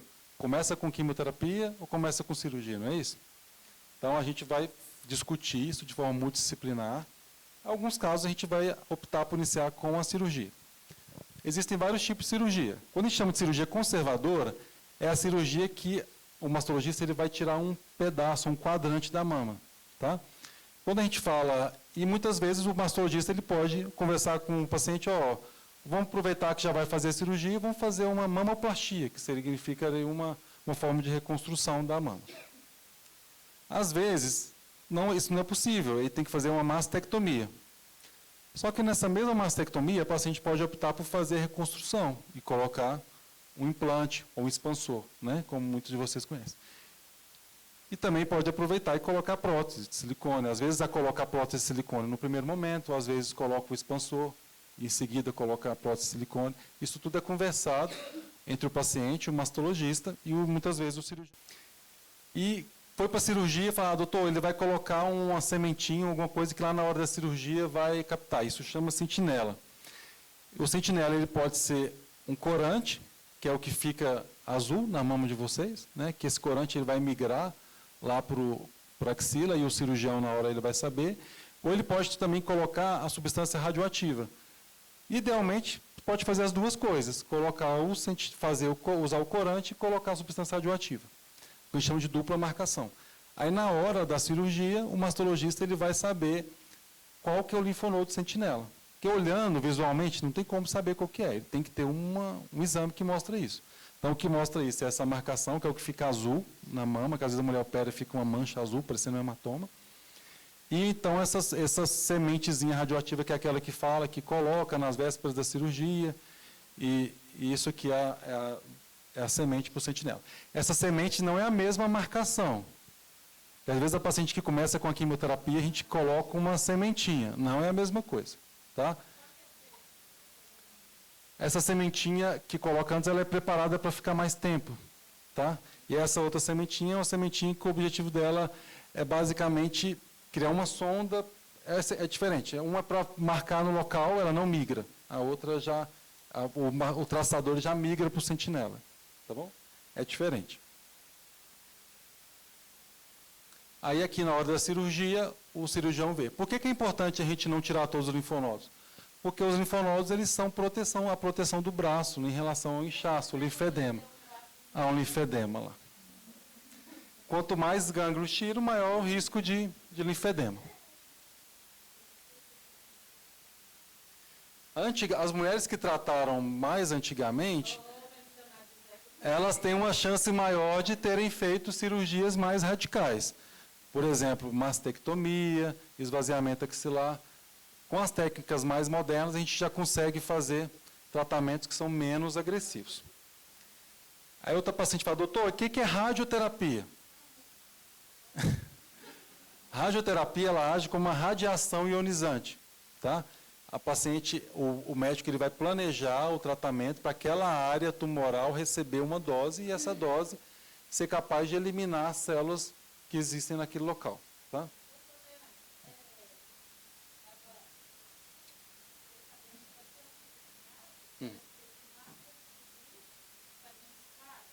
Isso. Não, isso chama radioterapia intraoperatória. Ela serve para tumores que medem menos de 2 centímetros, que são tumores fortemente positivos por hormônio, pacientes tumores que não vão precisar de quimioterapia e tumores que normalmente não têm comprometimento da axila. Aqui tem. Se por acaso tiver um linfonodo, por exemplo, faz a rádio intraoperatória, aí vai para o laboratório, tem um linfonodo comprometido, aí tem que fazer radioterapia do mesmo jeito. Tá? Porque às vezes, na hora da cirurgia, o médico não tem como saber, só depois que chega no laboratório. Tá? Mas existe sim. E essa rádio intraoperatória, ela não é pior nem melhor do que a rádio convencional. Mas é porque, às vezes, o paciente ele mora a 600 quilômetros. Ele não tem como ficar vindo aqui, em Goiânia, ficar 15 dias aqui. Então, se ele faz a rádio intraoperatória, ele já resolve isso na cirurgia. Qual outro problema? Muitos convênios não pagam essa rádio. O paciente tem que pagar pelo procedimento. Então, a rádio, essa aqui é aquela segunda folhinha do relatório de vocês. Vocês lembram quando a gente manda o relatório? Aí tem a primeira que eu tiro cópia e vem essa segunda aqui. Então, aqui é a mama. Aqui onde fica em vermelho é onde recebeu a maior dose de radiação. Onde está em amarelo, onde recebeu uma dose menor. Aqui, em preto, é o pulmão. Então, repare que uma parte do pulmão recebeu dose de radioterapia. Então, é por isso, mas é uma dose muito baixa. É por isso que quando vocês fazem tomografia, aparecem assim, estrias atelectásicas, normalmente relacionadas e tal. Isso vai aparecer em todos os exames que vocês fizerem, porque é daqui da radioterapia. Tá bom? E a quimioterapia? Então, a gente fala em vários tipos de quimioterapia, curativa, adjuvante, neoadjuvante, então tem vários subtipos. Mas o que as pacientes querem saber mesmo é o que é a quimio vermelha, o que é a quimio branca. Quimio vermelha é simplesmente a cor do remédio. Está vendo que o frasco é vermelho? Tá? E a quimio branca, o frasco, o líquido é branco, amarelo. Então, existem várias quimioterapias brancas, existem várias quimioterapias vermelhas. Não existem uma só vermelha e uma só branca. Agora, quando a gente fala em câncer de mama, e quando a gente fala em quimioterapia vermelha, a gente está falando da doxorubicina, que é aquela que faz rapidinho na veia que o frasco é vermelho. E quando a gente fala da quimioterapia branca, a gente fala dos taxanes, do paclitaxel, do docetaxel. Então, quando a gente fala para o paciente, vou precisar fazer a quimioterapia vermelha, significa que em algum momento vai ter um soro vermelho, que é a principal substância, a principal quimioterápica que a gente tem, um dos principais é essa. Por que a gente não faz em todo mundo? Porque tem algumas situações que a gente não precisa fazer. Entendeu? Porque tem algumas situações que é seguro não fazer. Mas existem algumas situações em que é melhor que a gente faça. Por que a gente não faz em todo mundo? Porque essa medicação ela pode causar algumas sequelas cardíacas a longo prazo. Pode causar leucemia. Então, existem algumas situações em que a gente pode abrir mão desse remédio e usar outros que são tão seguros quanto esse. Mas existem outras situações que a gente não tem outra opção e que a gente tem que utilizar. Então, é por isso que a gente fala, nós vamos fazer, mas você vai fazer o acompanhamento com o cardiologista, nós vamos acompanhar os exames, porque nem sempre é possível a gente mudar. Isso, existe uma dose limitante. Então, normalmente, os pacientes, quando já fazem um tratamento com essa dose, eu não posso fazer mais, porque senão, mesmo 14 anos, porque para o risco de leucemias, né, de outras alterações. Então, os efeitos colaterais mais comuns da quimioterapia vocês já conhecem, né? Queda de cabelo, prisão de ventre, diarreia, enjoo, feridas na boca, anemia, leucopenia, trombocitopenia, fadiga, dor no estômago, manchas na pele, enjoo, infertilidade, que é importante a gente falar que mulheres que ainda não tiveram filhos, né? Mudança no humor. Isso aqui é muito comum, vocês vão se identificar, que é aquela história de esquecimento, que é falar alguma coisa e depois não lembrar. Então, isso tudo são efeitos da químio. Mudança no peso, dormência. Né? Então, isso tudo são alterações da quimioterapia. Mas o que a gente mais lembra é da queda de cabelo, não é isso? Então, aqui a gente tem alguns pacientes se beneficiam da touca, né? Nem todos os pacientes se beneficiam da touca. Depende muito de paciente para paciente, depende do tipo de quimioterapia. Tem quimioterapia que beneficia mais, tem quimioterapia que beneficia menos. Às vezes, pacientes que fazem a mesma quimioterapia, umas respondem melhor do que as outras, mas é a única alternativa que a gente tem para tentar minimizar os efeitos da quimio. Quando eu falo minimizar, não é evitar. Às vezes o paciente chega, doutor, eu vim aqui porque aqui no Ingó tem uma touca que evita a queda de cabelo. Eu falo, então, procura outro lugar, porque eu não tenho isso. O que eu posso falar, eu consigo diminuir a chance, eu consigo fazer com que recupere mais rápido, eu consigo fazer com que, às vezes, a queda que seria abrupta, ela seja gradual. Isso sim a gente consegue fazer. Então, agora vamos para os hormônios. Quem se identifica com os anti-hormônios aí? Então, não são todos iguais. Quando a gente fala receptor de hormônio, a gente imagina assim, o receptor de estrogênio e anular e bloquear, não é isso que vocês pensam? Só que, na verdade, é tudo muito mais complexo. Isso aqui é o que fica na cabeça de vocês. Isso aqui é o que fica na minha cabeça. Então, muito mais complexo do que aquilo. Então, basicamente, o letrozol, anastrozol e hexamestano são inibidores da aromatase. O principal efeito colateral dele, dor nas juntas.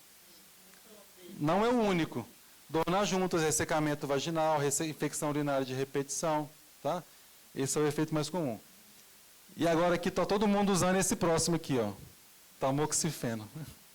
Tamoxifeno é o efeito mais comum, ondas de calor. Uma coisa que é muito importante, eu gostaria que vocês soubessem disso. Se vocês souberem disso, vocês vão saber mais do que o ginecologista de vocês. O tamoxifeno ele não leva à menopausa. Eu já recebi paciente que chega lá para mim desesperado, doutor, o ginecologista fez a dosagem dos hormônios, meu estrogênio está lá em cima, e ele falou para voltar aqui porque o remédio não está fazendo efeito. Qual remédio você está tomando? Tamoxifeno. O tamoxifeno ele não faz a mulher entrar na menopausa. a gente usa o tamoxifeno exatamente em quem não está na menopausa, que se eu estivesse na menopausa, eu usaria o outro, né? Então, o tamoxifeno, ele bloqueia o estrogênio na mama, ele não age bloqueando os ovários.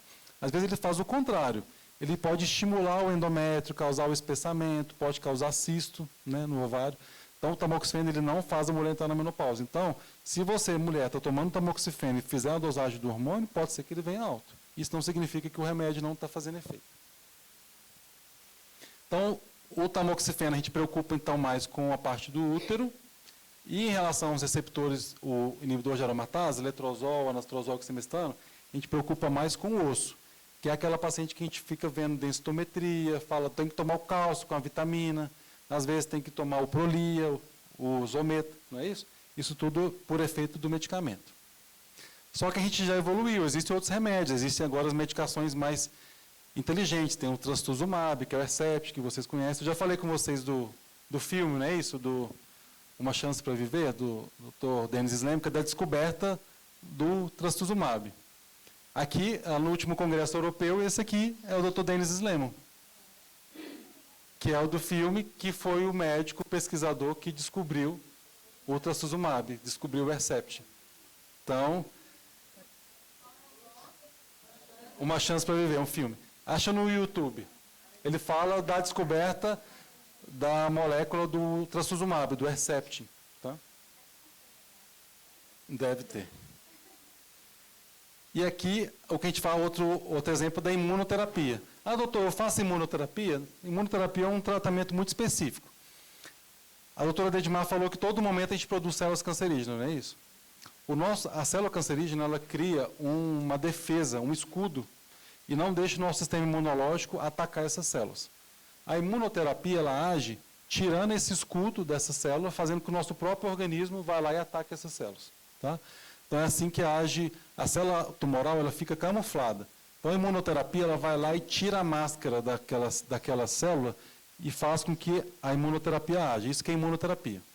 E agora existe um outro conceito, uma droga mais recente, que é uma evolução, que a gente chama de conjugado droga-anticorpo, que alguns pacientes já conhecem, que é o Enhertu, que é o sacituzumab, que é o TDM1, que é um outro tipo de tratamento, que a quimioterapia é esse vermelhinho aqui, mas a quimioterapia ela vem ligada no anticorpo.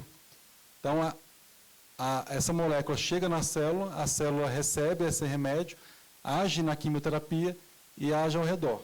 Então, isso aqui a gente chama de ADC. Então, a gente está melhorando. Tá. O tempo já está passando, gente. Já passou muito tempo. Mas a gente precisa... O que eu posso falar para vocês é que os dados estão mudando muito, a gente tem bons resultados. Aqui é a chance de cura de um câncer que a gente chama... Então, aqui, hoje em dia, com os tratamentos, naquelas pacientes que têm uma ótima resposta, a chance de sobrevida é mais de 90%. Aqui é para as pacientes hormônio positivas, que têm acesso a todos os tratamentos, também aqui mais de 90% de chance de cura. E aqui, quase próximo de 100, as pacientes que estão tumor HER2 positivo, que também têm acesso a todos os tratamentos. Isso não é privilégio de todas, é privilégio de quem tem acesso aos tratamentos. E aqui mesmo para pacientes com tumores metastáticos, a gente consegue também dar uma expectativa de vida maior. Agora, qual que é o problema?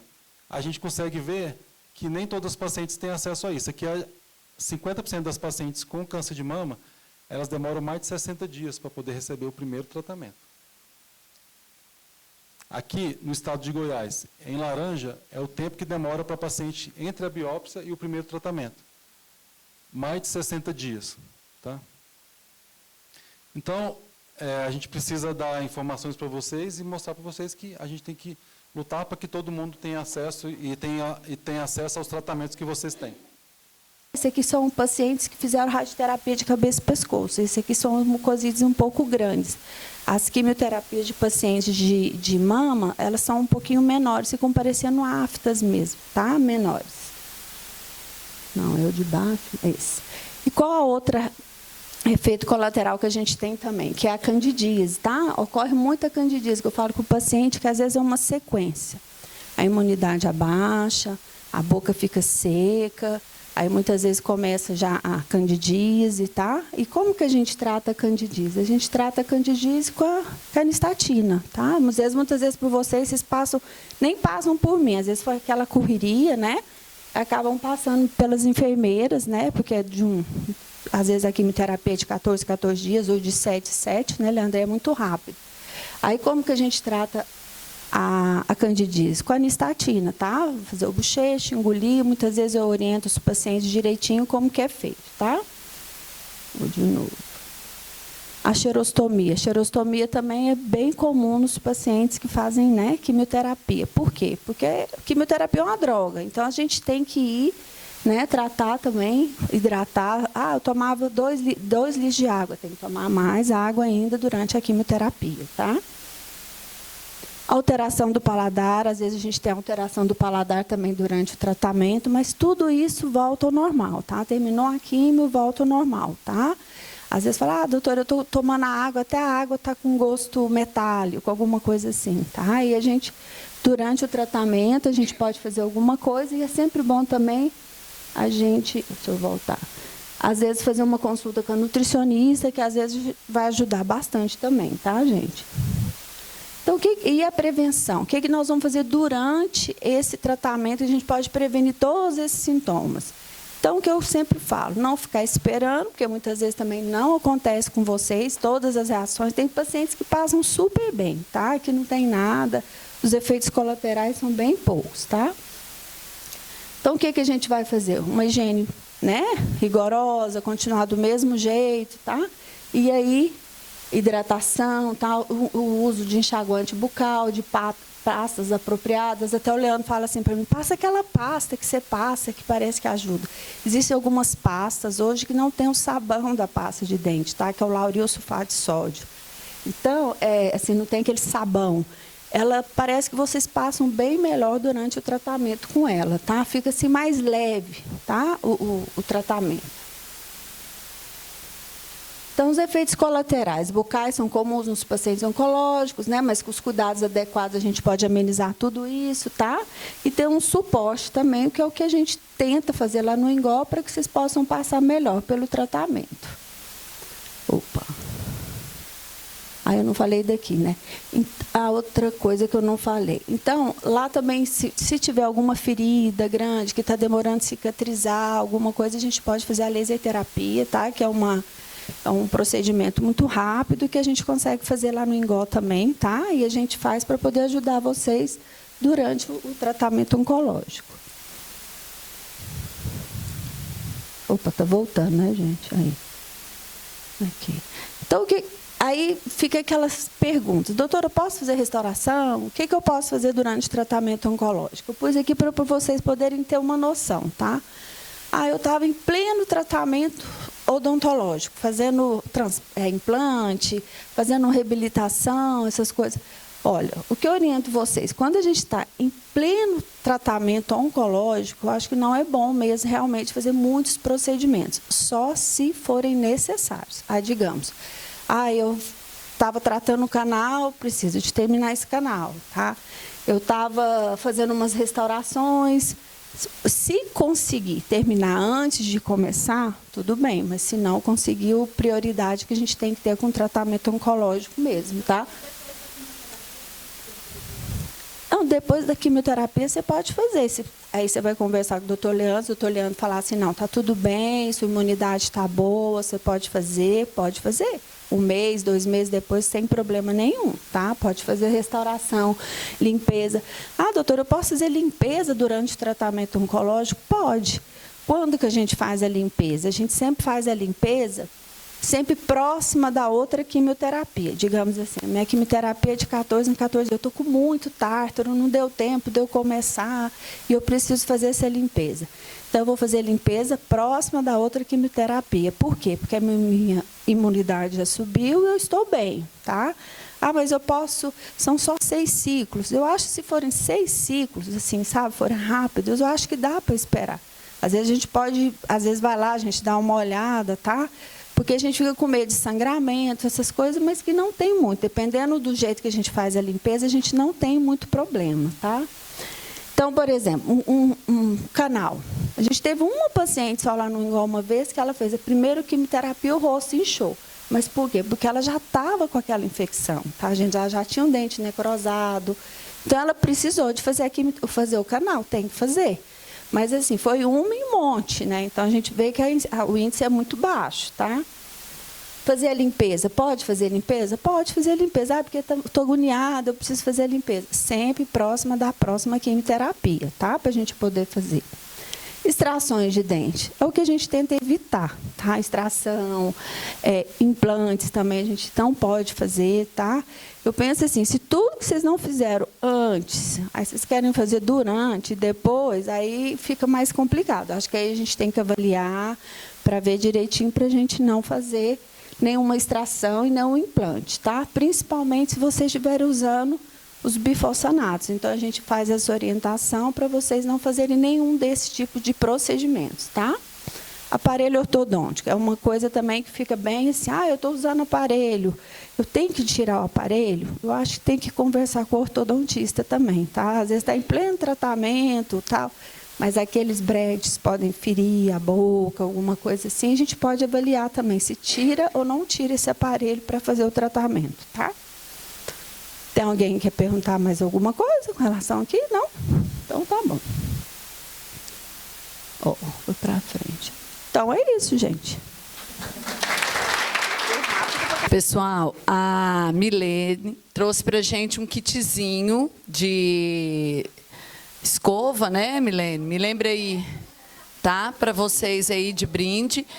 E nós queremos fazer mais uma ação, uma última ação agora, que é a ação, deixa eu só pedir, Camila, pega para mim o balão.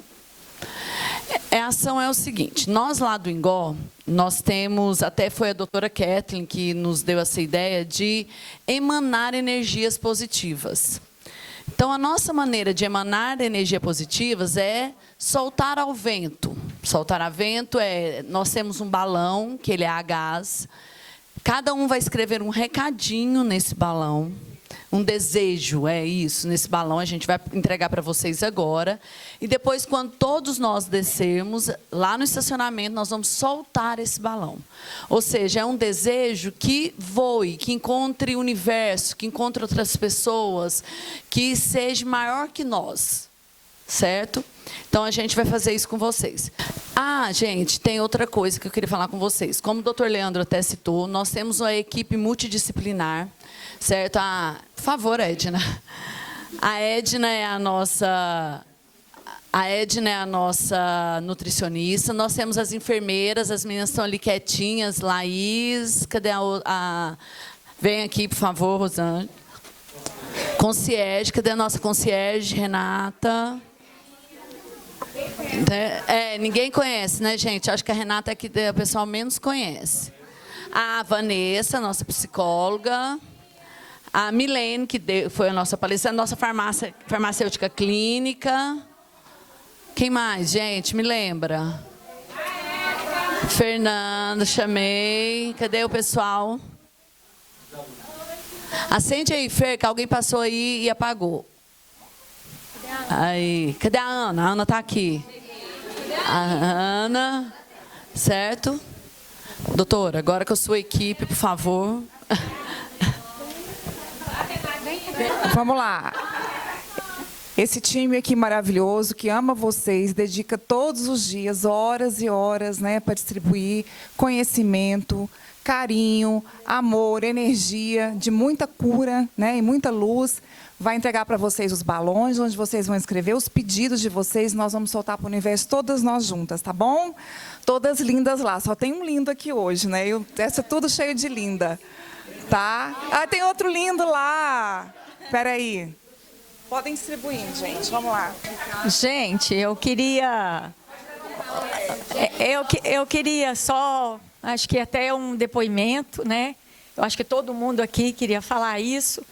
E eu queria agradecer vocês, do fundo do meu coração, doutor Leandro, que foi é um anjo na minha vida. Eu faço tratamento há 6 meses, já tive algumas metástases, mas sempre na fé que vou ter a cura, né? A gente vai com muita confiança e essa equipe do Ingol abraça a gente, acolhe a gente, num momento muito difícil. Então, assim, cada uma das meninas da recepção, as meninas do M2, as enfermeiras, a Vanessa, nossa psicóloga, a nutricionista. Gente, é um prazer enorme, assim, ter vocês nas nossas vidas. É Deus que pôs cada uma de vocês para cuidar da gente nesse momento. Doutor Leandro, minha eterna gratidão. Viu? O senhor é especial, o senhor é, assim, de um carinho enorme com a gente, além da sua maestria na medicina. Né? O senhor é um médico, além de tudo, além de ser humano, que é muito especial, mas competente e passa uma segurança para a gente e para a família, igual meu esposo fala, que não tem igual. Então, gente, que Deus abençoe vocês, que vocês recebam em dobro tudo aquilo que vocês fazem por nós lá. E parabéns à sua equipe. Você está com uma equipe de excelência. Viu? Parabéns.